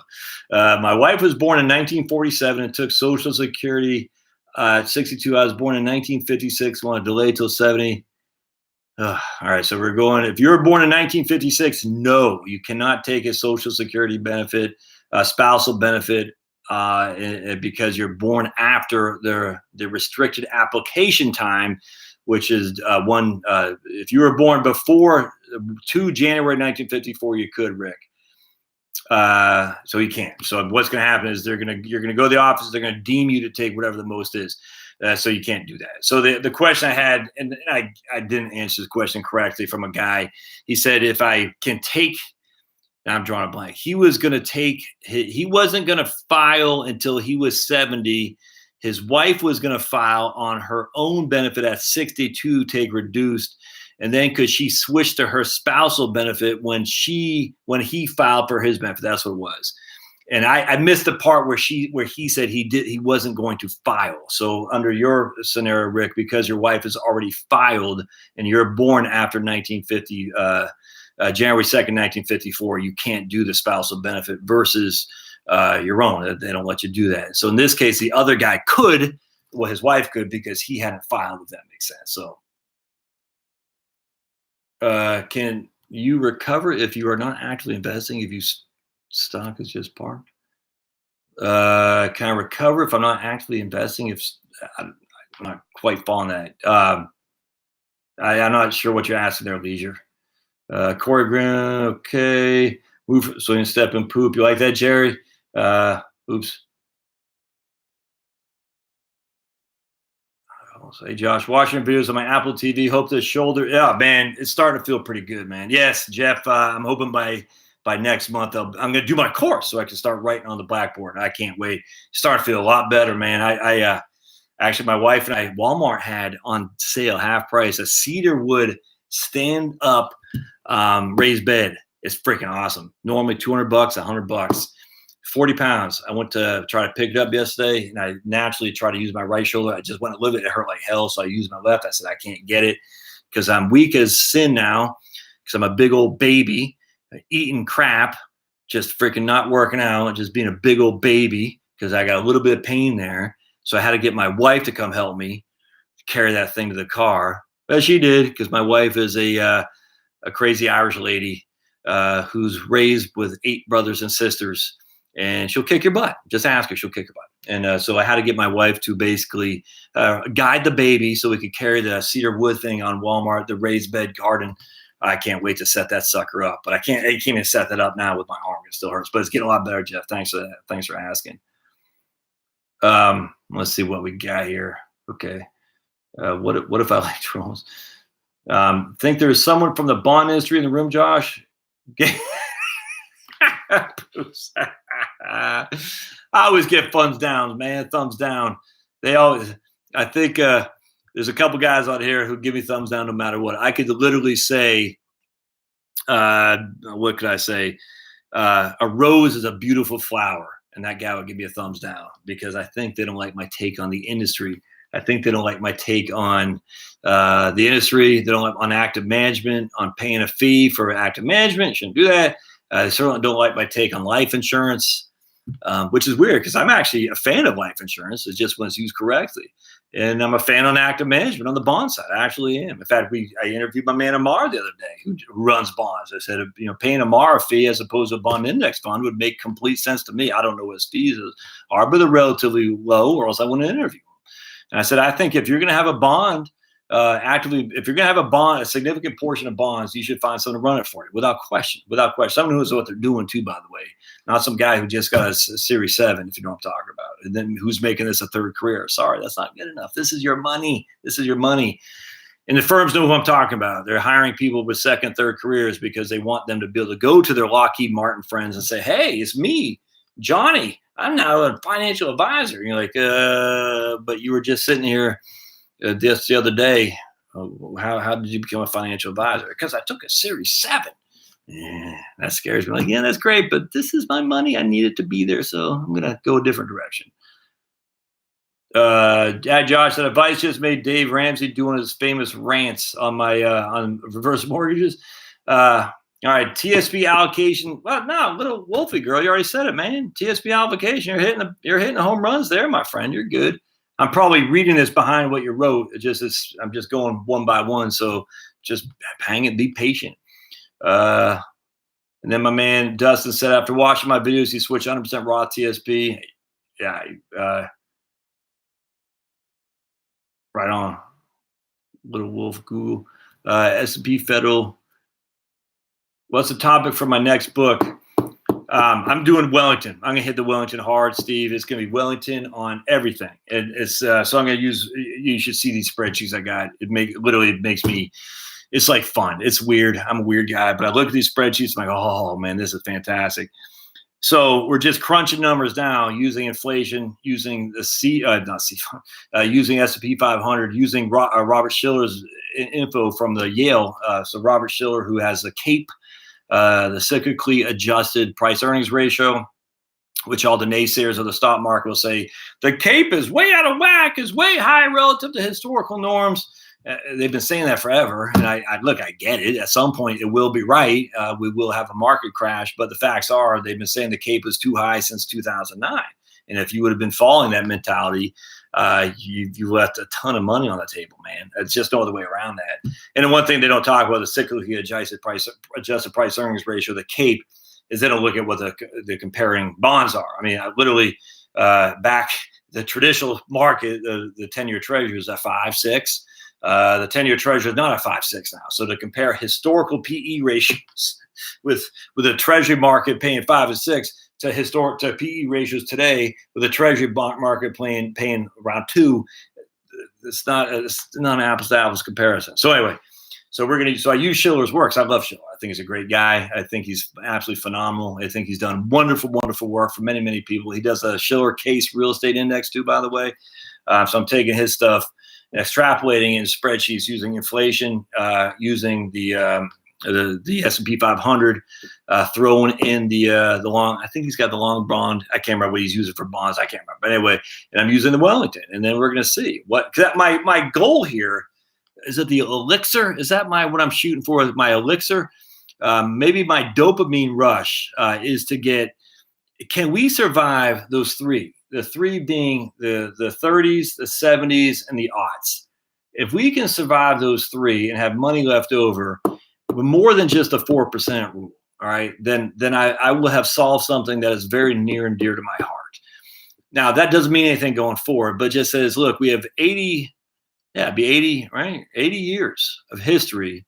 If you can survive those 80 years with this kind of insanity that went on during those times, I'm pretty comfortable that you'll be able to survive going forward. Now, again, we don't know what's going to happen. And I always say the Bolsheviks could take over, Antifa could take over, and we all bow down to the wonders of communism. But that's probably not likely to happen. So if we just go to the reality is, if we can survive these 3 decades, that's great. But I am going to incorporate a reverse mortgage in there as well, because I think, again, the retirement planning shouldn't just consist of can we survive? It should consist of can we enhance? And I look, I'm not going to yell at anybody who doesn't want to go that route. I don't care. But for me, this all for me, like when I hit 62 and I say I could take, let's say 4.5%, and I'm pretty comfortable I'll be okay, or I can take 7.5% or 8.5%, and I'm pretty comfortable I'll be okay. Well, I think my preference would be to take 8.5%. If we can make the same things work, if that makes sense. So that's what I'm going to work on. And that's what I'm working on next. I can't wait because it's just fun to do. I am going to produce a book. I've done a lot of blog posts, and it just occurred to me, I might as well just put those in a book thing and, just do Social Security blog posts, Roth IRA blog posts, I don't know, whatever, Medicare blog posts, and just incorporate some kind of book. I mean, why not? Probably charge $4.99 on Kindle, $6. I don't know what I'll charge. I have no idea. But I just thought about that too, because I got a lot of blog posts. I was doing one today. Or was it yes? I forgot. And I said, man, I've got like 30 pages of blog posts on here of, I think, of quality stuff that it'd be good that people can read, maybe in a different environment than just a computer, but maybe via a book or something like that. So that's what I'm working on. So you might have something else I want to work on too. I forgot.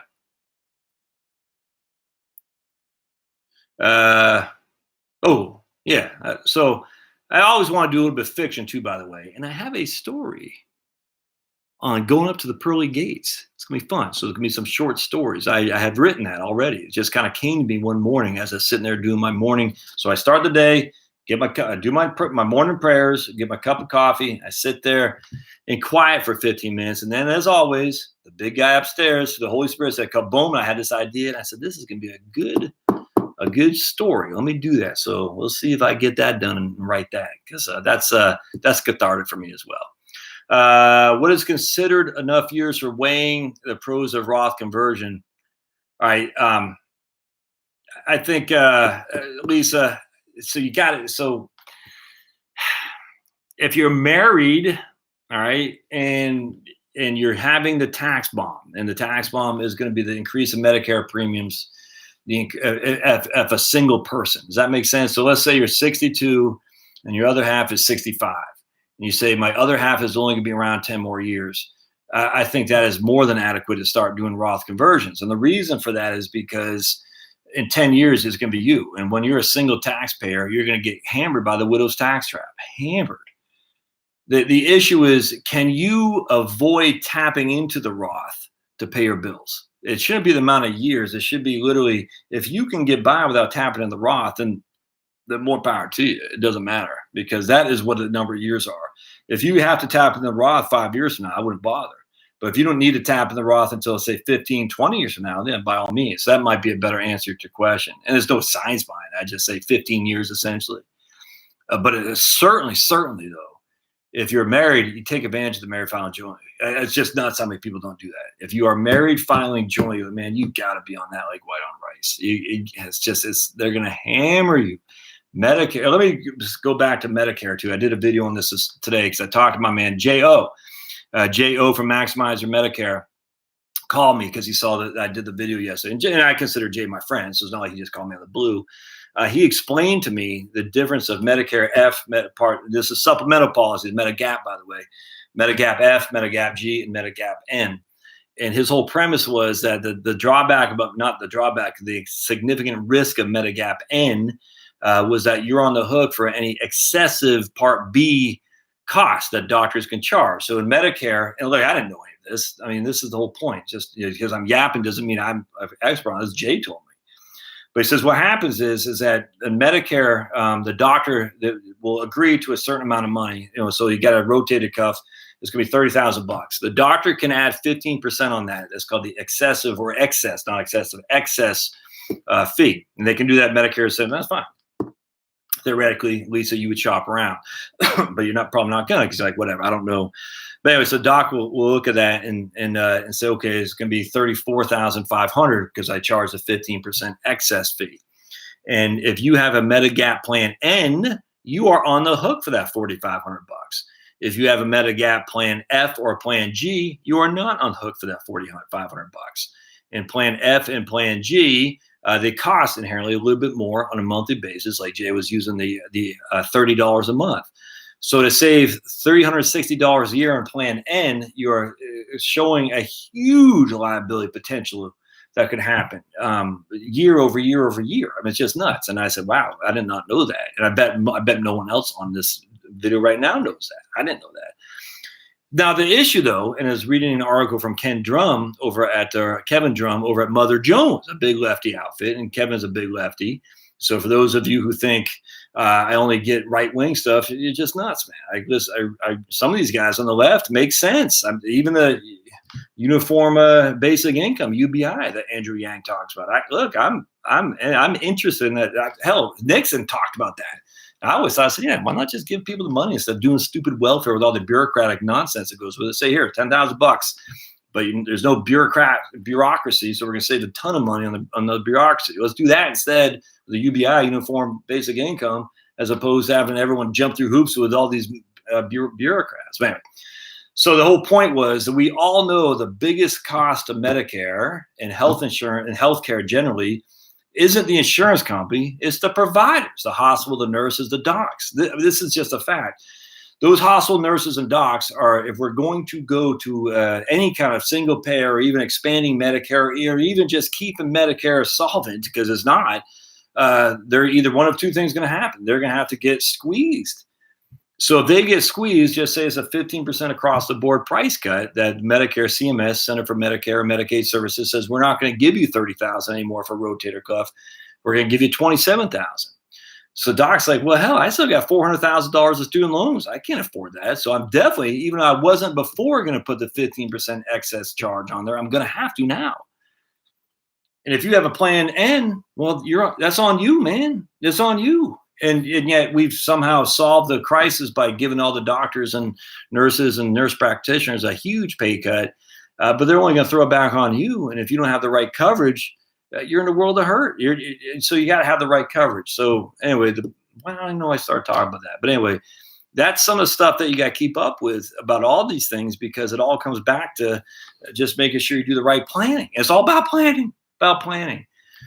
I don't know why your question made me go off on that tangent, because I guess my ADD. Yeah, freaking rich, terrible story on a lady losing her house. She didn't now, at least for a year or two, because I think they raised something over $19,000. But thankfully, because she got the media coverage. How many people are out there without the media coverage? I hate to say it, how many people in West Virginia or Maine, freaking just aren't going to get the media coverage? Because Maine and West Virginia, you know what people think about those people. Not on the coast, but in the inland of Maine, right? And so those are white privilege, right? No one cares about them, so they're not going to get the coverage, but they're going to face the same calamities. And yet, property tax, are they going to get the media coverage? So at least and I say we because I donate a little bit of money, but at least we're able to rescue this lady. But how many other people are like that? There should be some kind of just basic law that says once you hit 65, I don't even care what it is. Once you hit 80, you've paid your taxes. You paid your property taxes. You paid your school taxes. You're done. There should be some kind of thing. And then, but what about people moving to the neighborhood from other places?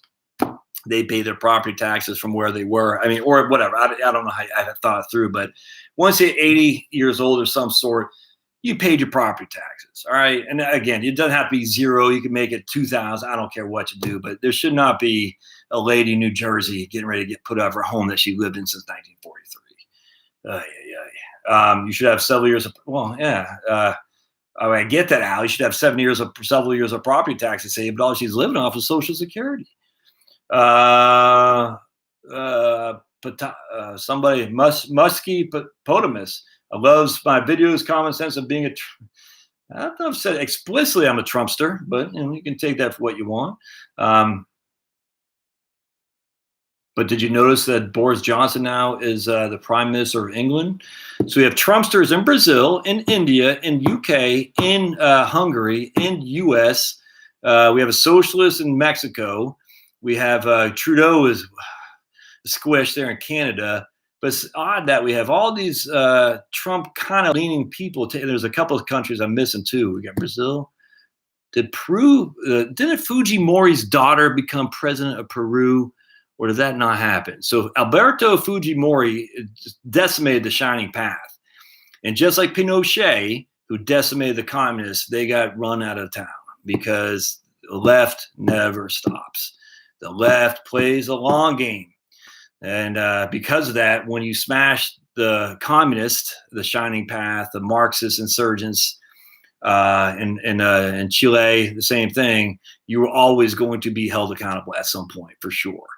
But anyway, but Fujimori, so he got run out, but his daughter was running for prime minister a few years ago. I can't remember if she won, but I think there's a right-winger kind of guy in Peru as well, Trump kind of guy. So that was pretty good. And so South America, and obviously in Colombia, look at the difference between Venezuela and Colombia from 20 years ago. It's a sad case.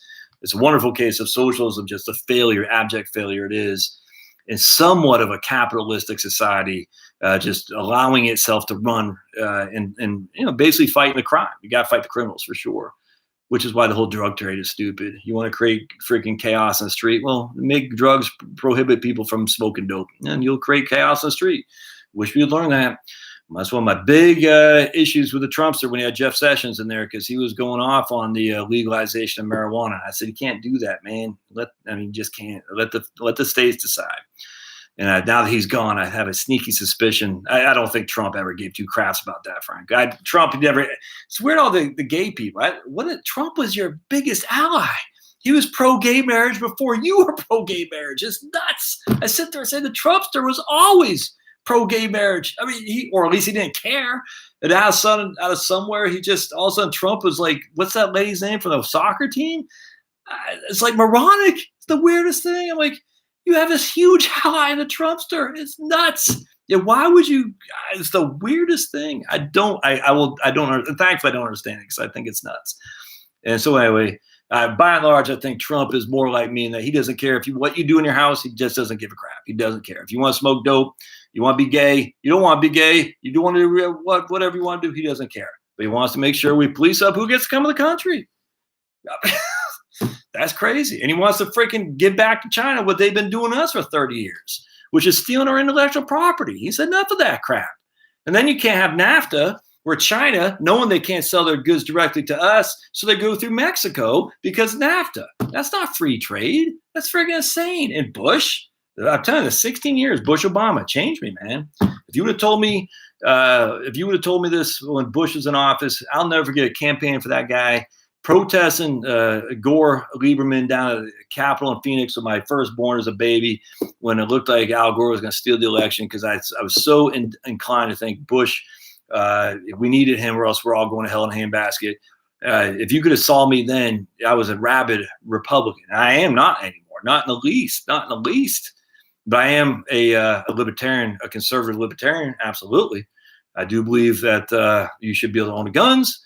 I do believe that you should try to pay taxes the least amount you can as by law. And frankly, I believe let the states do what they want. The state can do whatever they want. I don't care. If the state wants to legalize abortion in New York at the freaking 9th month, I find that horrific. But, frankly, that creeps me out. All right. I like the idea of reverse mortgage, but if you can sell your home and move somewhere else, isn't that better than reverse mortgage? Yeah, but a lot of people don't want to do that, Jordan. That's the thing. Most people want to stay in place. They want to age in place. That's the issue. In fact, I'm telling you, I've done the research on this. This idea, there's this mass relocation of Californians to Idaho, to Texas, to Nevada, from New Jersey to all these places. There's just not that many people that move. Most people stay in the exact community where they're in. They just do. So a lot of people don't want to move. And even if they don't want to move within the intra-county, they don't, because moving is a pain in the ass. It is. So I just, can you do reverse mortgage? No, you can't do it on your second home. It's got to be on your primary. then you are not buying low. If you're not actively investing after a correction, then you're not buying low. So when you say actively investing, it sounds like you're saying dollar cost averaging. Yeah, so you should put money in the market. One of the things I've always could not stand is buy on the dips. Well, okay, or buy when the market's down. So that means you have a bunch of cash on the side. Okay, well, if you have a bunch of cash on the side, that means you're inherently not investing now. Most people should be fully invested. I mean, that's all there is to it. I've never understood this. Oh, yeah, I'm buying when the market's down. So inherently, that means you had cash on the side to be able to buy on the market when the market's down or buy on the dips. So how long did you have that cash on the side? And you always hear, I called it in 2007. I hear this so many times. Like, yeah, okay.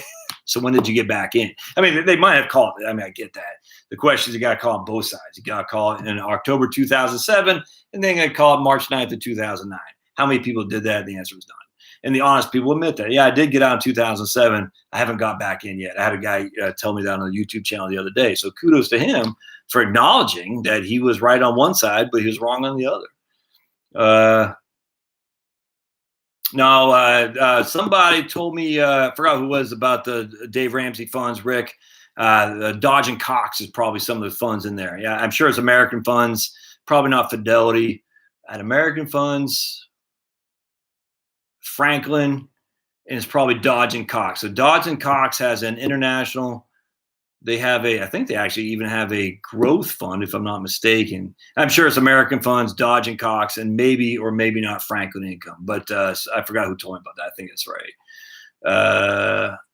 All right, so here's I might retire from my full-time job and then take a part-time job for about 30, 60 until retirement. That's great. How can I figure this all out to see if I have enough to retire and not run out of money? I mean, you just got to do some planning. I mean, it's without question. That's, you can hire me if you want. You can do financial planning, on any, I mean, there's tons of people be willing to do financial planning for you, but you just got to run some money. There's some numbers. So there's no other way around that. You got to run some numbers. Just real quick. So if you have, just while I'm yapping here, if you have a liquid net worth, that's cash, 401k, investments, annuities, that kind of stuff. If you have a liquid net worth of less than 500, I charge $950. If you have a liquid net worth of over 500, I charge $2,500 for the full-fledged financial plan. So just FYI, if anyone's out there thinking of hiring me, just be advised that's my fee structure. Less than 500,000 liquid net worth, which is 401k, TSP, the whole thing. It's $950 and $2,500 if it's more. So just be advised. Yeah, debt, you're right on, Tina. Tina says if you're debt free, when you stop your full-time job, that's what it'd be. Oh, seminars, right on, man. Oh, yeah. Hey, thanks, Jimmy. Oh, yeah, man. Thanks so much for reminding me. I keep telling myself. All right, so like I said, in Georgia in September, probably around the middle of September, I'm going to do seminars. All right, and it's going to be local. And I'm going to give you this book. I'm actually going to buy a bunch of books from my man J.O. Maximize Your Medicare, or Maximize My Medicare. I can't remember what it's called, but the book, and I'm going to give that away too. So because I like Jay, and I think it's good. So basically, I'm going to take 24 people in each seminar, and we're going to start like at 10 o'clock on a Saturday, and maybe one at man, my arm just kind of hurt a little bit. Like a 7 o'clock at night at one night or something like that. It's going to be 24 people max, because that's the most efficient way to do a seminar. And we're going to charge $100 per person or $150 a couple. All right. So if you're interested, email me at josh@heritagewealthplanning.com. I've already got some people who email me to get on the list, and I'm looking forward to that for sure. And the idea would be that you'd send me questions in advance, because I'll do 30 minutes of dog and pony stuff, whatever I feel like talk about. I don't know yet, but anyway, it'll be 30 minutes of dog and pony. But then I'd like to take the rest, the hour and a half of just answering questions. But I'd like to get the questions in advance so I can research them instead of just yapping, flying by night. So the issue would be, if you have any specific questions that you really want to ask me before the seminar, please do, so I can research it. I mean, if you're going to pay to come to the thing, I'm going to make it worth your while by giving you my book. And like I said, hopefully giving you Jay's book too, Maximize Your Medicare. But it'd be helpful to answer the questions, and you can make it anonymous. You can do whatever you want, and you can be, multiple questions. But ideally would be out there within 2 hours time or something like that. We'll figure it out. But that'd be the thing. And then, I'll probably run a sample financial plan. We'll figure it out. But anyway, that's what I'm going to do. So I'll be up here in Alpharetta. right off Windward Parkway. There's a couple of hotels I've done seminars over there before, which I like. They do a good job. I have coffee. Man, if I have donuts, I'll eat all them suckers. So probably have coffee. Donuts. Man, donuts are so good. I'm not a fan of Krispy Kreme. Everyone loves Krispy Kreme. Never did much for me. But anyway, we'll figure it out. But anyway, so let me know if you're interested in coming up here. We're going to start with Georgia. And then if it gets big, I'll take it someplace else. Because I'm not going to put. I was talking to a guy up in North Carolina who runs a newspaper. And I said, what if you put an ad in those things? So I like seminars. I said, what if you put an ad in? He goes, Josh, everyone's doing that. Everyone's doing that. So don't do it. He didn't say don't do it, but the implication is you won't stand out. So I said, no, right on. So it have to be something that goes through my audience here on YouTube. So I appreciate you asking that, Jimmy, because I'd forgotten about that.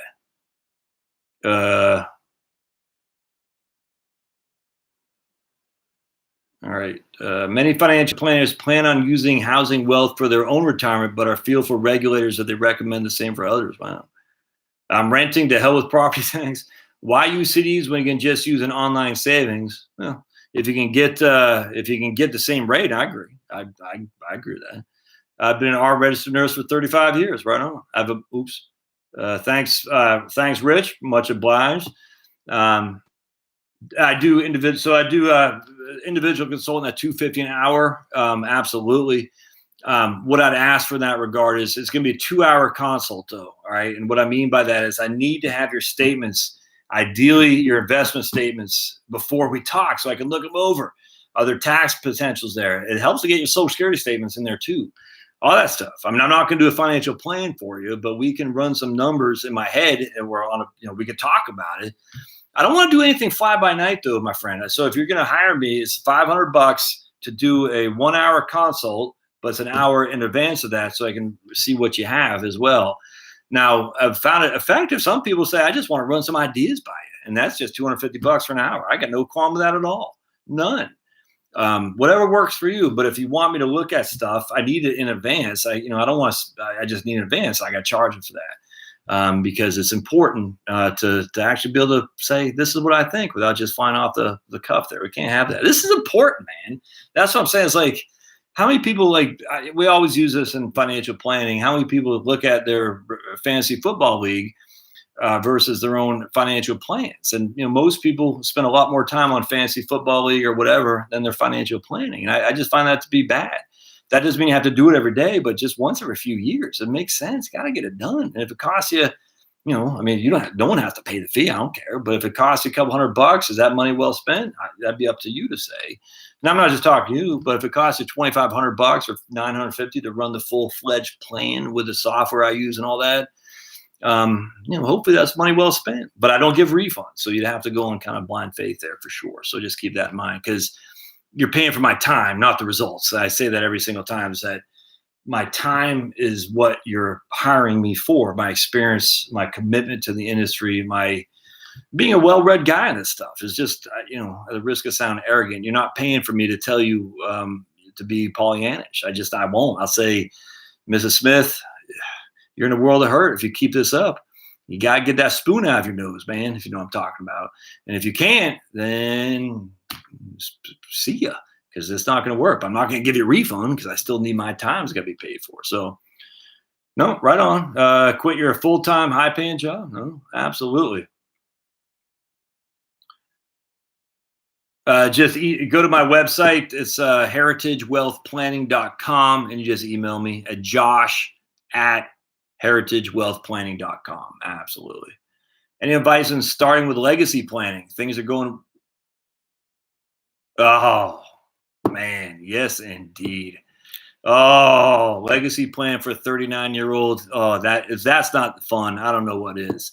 Yeah. I look like Jeffrey Epstein. Never heard that one before. That's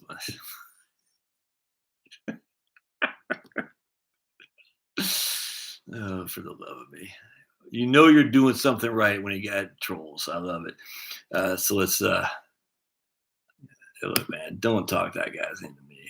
We're gonna hide this user. Yeah, so legacy planning for a 39-year-old, absolutely. I'd probably have to do a full video on that for sure.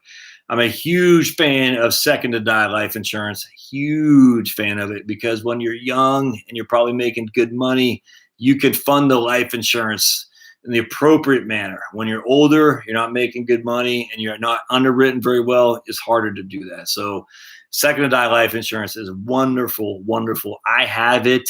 I got rid of it because we were going, when I quit my job, I said, I need to come up with some money to pay the bills. And thankfully I have some cash value in my second to die life insurance.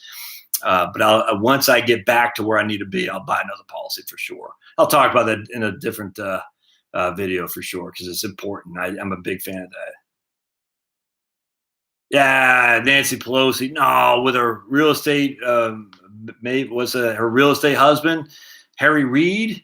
How do these guys get rich, man? I mean, so Nancy Pelosi is married to a real estate developer. I guarantee he knows where in advance to put the real estate developments. Harry Reid, same thing. Hell, Trent Lott. How's Trent Lott get rich? I mean, all these guys, man. I mean, come on. I mean, all these Republicans and Democrats. It's all inside baseball stuff, and we're all being played. That's why the whole false dichotomy is just as false. It literally is false. It's not you or me. It's them versus us. Now, at the end of the day, I lean right, and so I like the fact at least Republicans aren't going to try to take my guns and raise my taxes. But let's not kid ourselves to think that Republicans are free market capitalists. Oh, hell. Look at Richard Nixon. Who passed the EPA? Who passed wage and price controls? Like I said, who tried to get the friggin' UBI initially? The guaranteed income is Nixon. Nixon said we're all Keynesians now. That's not some right-wing hero, but if he was according to the left, which just shows you how nuts the left is. If they look at Richard Nixon as an evil guy, I mean, my goodness, man, it's the same thing I just talked about Trump and gay marriage. If that's your evil thing, when someone really comes at evil, what do you do there? You've already said Trump and Bush and first Bush and Reagan and Nixon. You've already said all the hell. They were saying Eisenhower's Hitler. I was just, jeez, man. Yeah. Remember Winchell? Yeah, Winchell's don't. Do I remember Winchell's donuts? No, maybe I don't. I'm a fan of crispy. Blasphemy. Man, the service sucks. Every time I go to Krispy Kreme, I just want to put my head in a vice and kill myself. You go to Dunkin' Donuts, those Indians who own those places are friggin' wonderful. They take care of you, and they make some good money too. Lots of Indians, not Native Americans, but real live Indians come over to America and own Dunkin' Donuts. That's why immigration is a good thing, my friends, without question. But remember, immigration should be the benefit of the host country, not to the benefit of the immigrants. It should be the benefit of us first and foremost. Oh, that sounds bad. That's the way it should be. I was just reading, I forgot who it was, a pretty libertarian guy, if memory serves, as he had just written that. Immigration is to serve the benefit of the host country, not the benefit of the immigrant.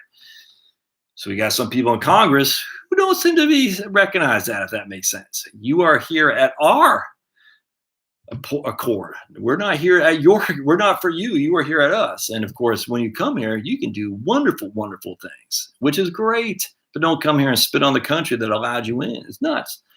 Look more like Smithers than Jeffrey Smith.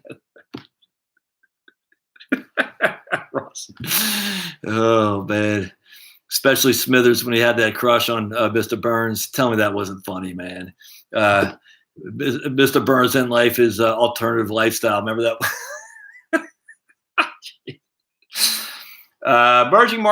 Emerging markets for diversification. I like emerging markets. I do. I think having 10%. I think somebody out there, Wolf Girl, had 10% in international. They don't have emerging markets in the TSB. I like it. I mean, if you look, my first fund I ever owned was the Montgomery Emerging Markets Fund, because I just looked at what did best. And in 1994, emerging markets kicked butt and took names. So I said, okay, that's a fund I should own. And then I got hammered. I mean, I just got walloped after that. But yeah, man, I got no problem with that. None at all. 10% emerging markets. That doesn't. I have no VWO. There's a Vanguard Emerging Markets ETF. Yeah, absolutely. Absolutely. Just recognize it's up and down without question. Got no problem with that in the least. Don Graves. Yeah, oh yeah, man. I love Don Graves. Yep. I just read some of his stuff off his blog on the video the other day. Get on a talk radio show. The market might want to go. Facebook target ads are amazing. Yeah, I know. I agree, Lance, but I got rid of my Facebook account over a week ago now. I literally have not missed it at all. Facebook targeted ads are incredible. There's no two ways around that. I mean, Zuckerberg, love him or hate him. If you want to target a group of people, Facebook targeted ads are unequivocally the way to go. Absolutely. The drawback is that you have to deal with Facebook. I actually did Facebook targeted ads last year for an online seminar I was doing on Rhode Island. I was showing them the benefits of the new tax law in the state of Rhode Island. I just wanted to check it out, see how many people had come to a webinar. And I had 10 people show up. I threw the ads in the day before. I didn't put any thought into it. I said, do you know the new tax laws in Rhode Island? I just want to see how many people showed up. At 10 people. I literally put no effort into it. I probably spent $10 on ads. 10 people showed up to my webinar via the Facebook target ads. It was nuts. I tell you, if you're going to sell stuff and you aren't as have addictive a personality as I, where you can keep it under control, like my wife can on Facebook, man, Facebook target ads, if you got some product to move, it's incredible. No other way around it. It's incredible.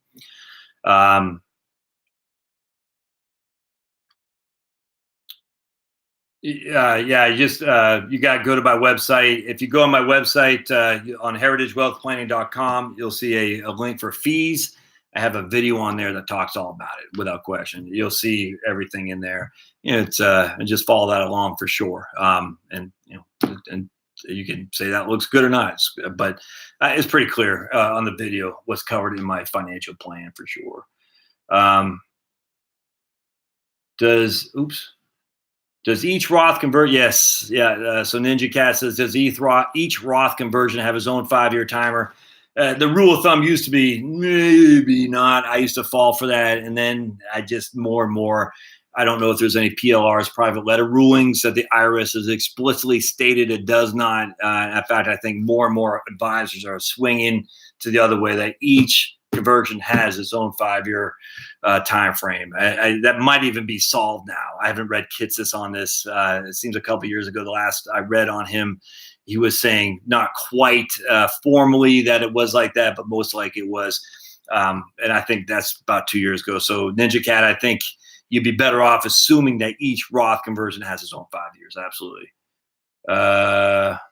I tell you, we'll see how it works. I've done seminars in Pittsburgh before, Rob, downtown. Enjoyed it immensely. It was I forgot what hotel that was. We had a huge. This is when I was at USAA. I had a huge turnout. They weren't turnout for me and my man Rich. They were turnout for USAA. We had a lot of fun. A lot of great. We had a lot of. We went down there and had some. I can't remember, under the bridge there where all those fancy on the river. Those fancy schmancy restaurants were. Man, we just had a blast. It was a good time. I'd love to be back in Pittsburgh. I'm a huge fan of Pittsburgh, but we'll see how it goes locally for sure. If it goes locally, I'll certainly bring it up there without question. So I like doing that. I like the face-to-face interaction. I like this. That's why I enjoy this immensely. I'll probably do this 2 times a week now, because I get it. Believe it or not, this is fun for me to do. It's good for my YouTube metrics, but it's also fun. And it seems like I'm, answering some questions, get some new people on here as well. But I do miss the interaction, real-time interaction of face-to-face interaction on seminars. So we'll definitely do that, and we'll do a roadshow on that for sure. Thanks to Knowledge Bomb. I haven't heard of second die life insurance. I'll dig into second die. Dig into it before you go talk to an insurance agent. This is where I did a video on it. Maybe not a full video. I'd done a video on it, my man. But I did a video.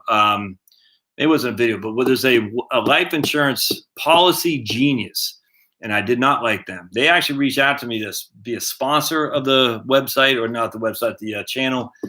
And I looked into them. I said, yeah, if you want to pay me, I'll entertain that. And I'm not sure what they're going to pay. But then I said, hey, I asked the guy on, I did the live chat thing. I said, hey, do you guys do second to die life insurance? And they said, oh, we don't do that, but we can do each individual life insurance. And I forgot exactly what he said, but I said, that's the wrong answer. Second to die life insurance is not the same as individual life. I can't remember what he said, but he obviously did not know what the hell he was talking about when it came to life insurance. And it pissed me off. I'm not going to lie to you, because I wonder how many people who are trying to accomplish something, but they go to a life insurance company, and the life insurance company is ignorant about the the way this can be construed, i.e. second die life insurance. It's not the same as a policy on Joe and a policy on Jane. Second die life insurance serves a whole different purpose. And not to know that is you can't be a life insurance agent and know this. And this is my thing with some the guys who sold me, well, I sold them to sell me my second die life insurance. The guy had no clue what it was. I had no clue. I was like, oh, it's a fraternal organization I'm a part of. And then for long-term care, the guy's like, oh. It's like, I mean, this is my problem with a lot of life insurance agents. A lot of them don't know much, and that's bad because life insurance, if it comes to the point where it needs to be exercised, i.e. you die, it's got to be there. All right. Anyway, second die life insurance is huge. All right. A lot of talk about Windchill's Donuts here. They should be a sponsor, man. Sponsor me, Windchill.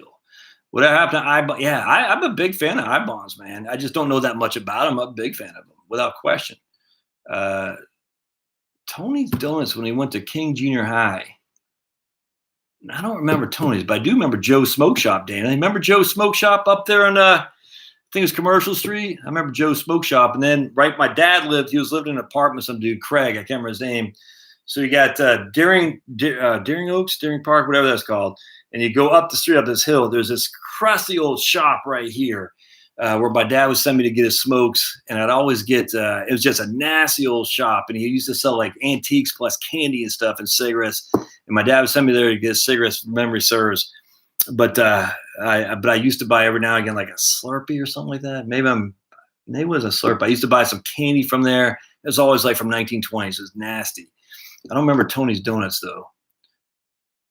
Don't forget, I only lived in Portland for 2 years, man. I lived in Portland in all of 8th grade and half of 9th, so a year and a half. I only lived in Portland for a year and a half. I lived in Peaks Island. Peaks Island is part of Portland, but I only lived in actual mainland for a year and a half. That's it. So I lived in Peaks Island. So we didn't. But I remember Amado's. So Dana is from Maine. My stomping grounds in Portland.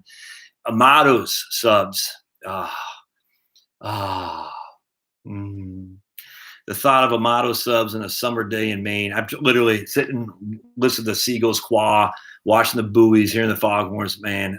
That for me, when I go to my reward and St. Peter says, open up the kingdoms of heaven, it's going to be that right there.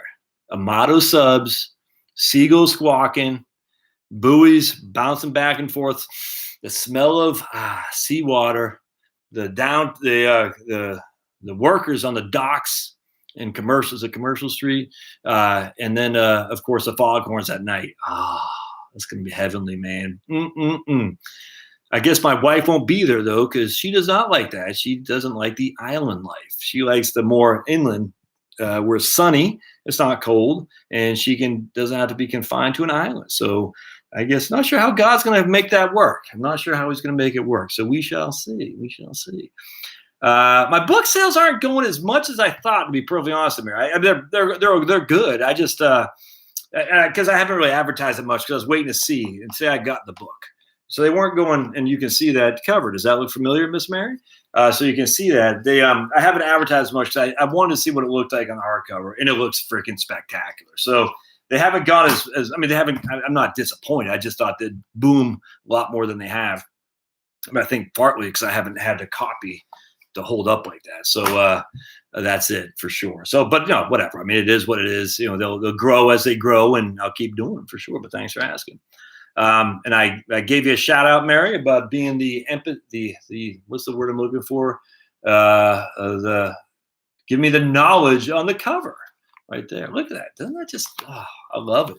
When I saw this and I got on Amazon today, I said, man, that looks like a real life professional book. That looks professional. I said, it's coming from me? That's nuts. I don't do anything professional, but look at that sucker. I love it. So I could not be happier. Is Annette your sister, Portland small town, Dana? Oh, no way. So here's Peter Burnell asking Dana if Annette's our sister. That's nuts, man. All right, so here we go. JD, I have a bunch of I-bonds, and some of them currently, right on, man. JD, I-bonds are I've always been a fan of I-bonds, without question, earning 5% because they always do keep up with inflation for 30 years. Do I have to stick to $6K per year in my traditional to Roth convert? No. You can convert as much as you want, as much as you're willing to pay tax, brother. Absolutely. You do not have to stick to 6K. Not at all. Not at all. You can do as much as you want, man. Um, I've had a Roth for 10 years. If I roll my Roth 401k to a Roth IRA, does a 5-year wait start over again? That's a great question, Peter. I'm going to say no, but I don't know the answer. Oh, and then Mike Klein says yes. Yeah, I don't know. That's a great question. So the question, if any of y'all know, do I have, if I roll over my Roth 401k to a Roth IRA, does a 5-year wait start over again? I don't know why it would. I don't know, Peter. That's a good question. If this is the Peter I think is, email me so I can remember to look that up. It's a great question. All right, looks like we're winding down here. So Dana says he does know Annette there. That's what I think too, Mike. I would think it would not too. I agree with Mike there, but I can't answer Peter with any confidence. I just don't know. Anyway, one of the things real quick to my main friends, I reconnected to a bunch of people on Facebook that I grew up with. Lelania, Tor Kelso, who's a chef up that way, Bobby Smith, all these guys we grew up on Peaks Island with. And there's another guy that Dana knows that I grew up on Peaks Island with too. It's just kind of funny how small the world is. And that was my biggest problem with getting off of Facebook. It was fun to connect with these people. But as someone said, I really don't give two craps about their politics.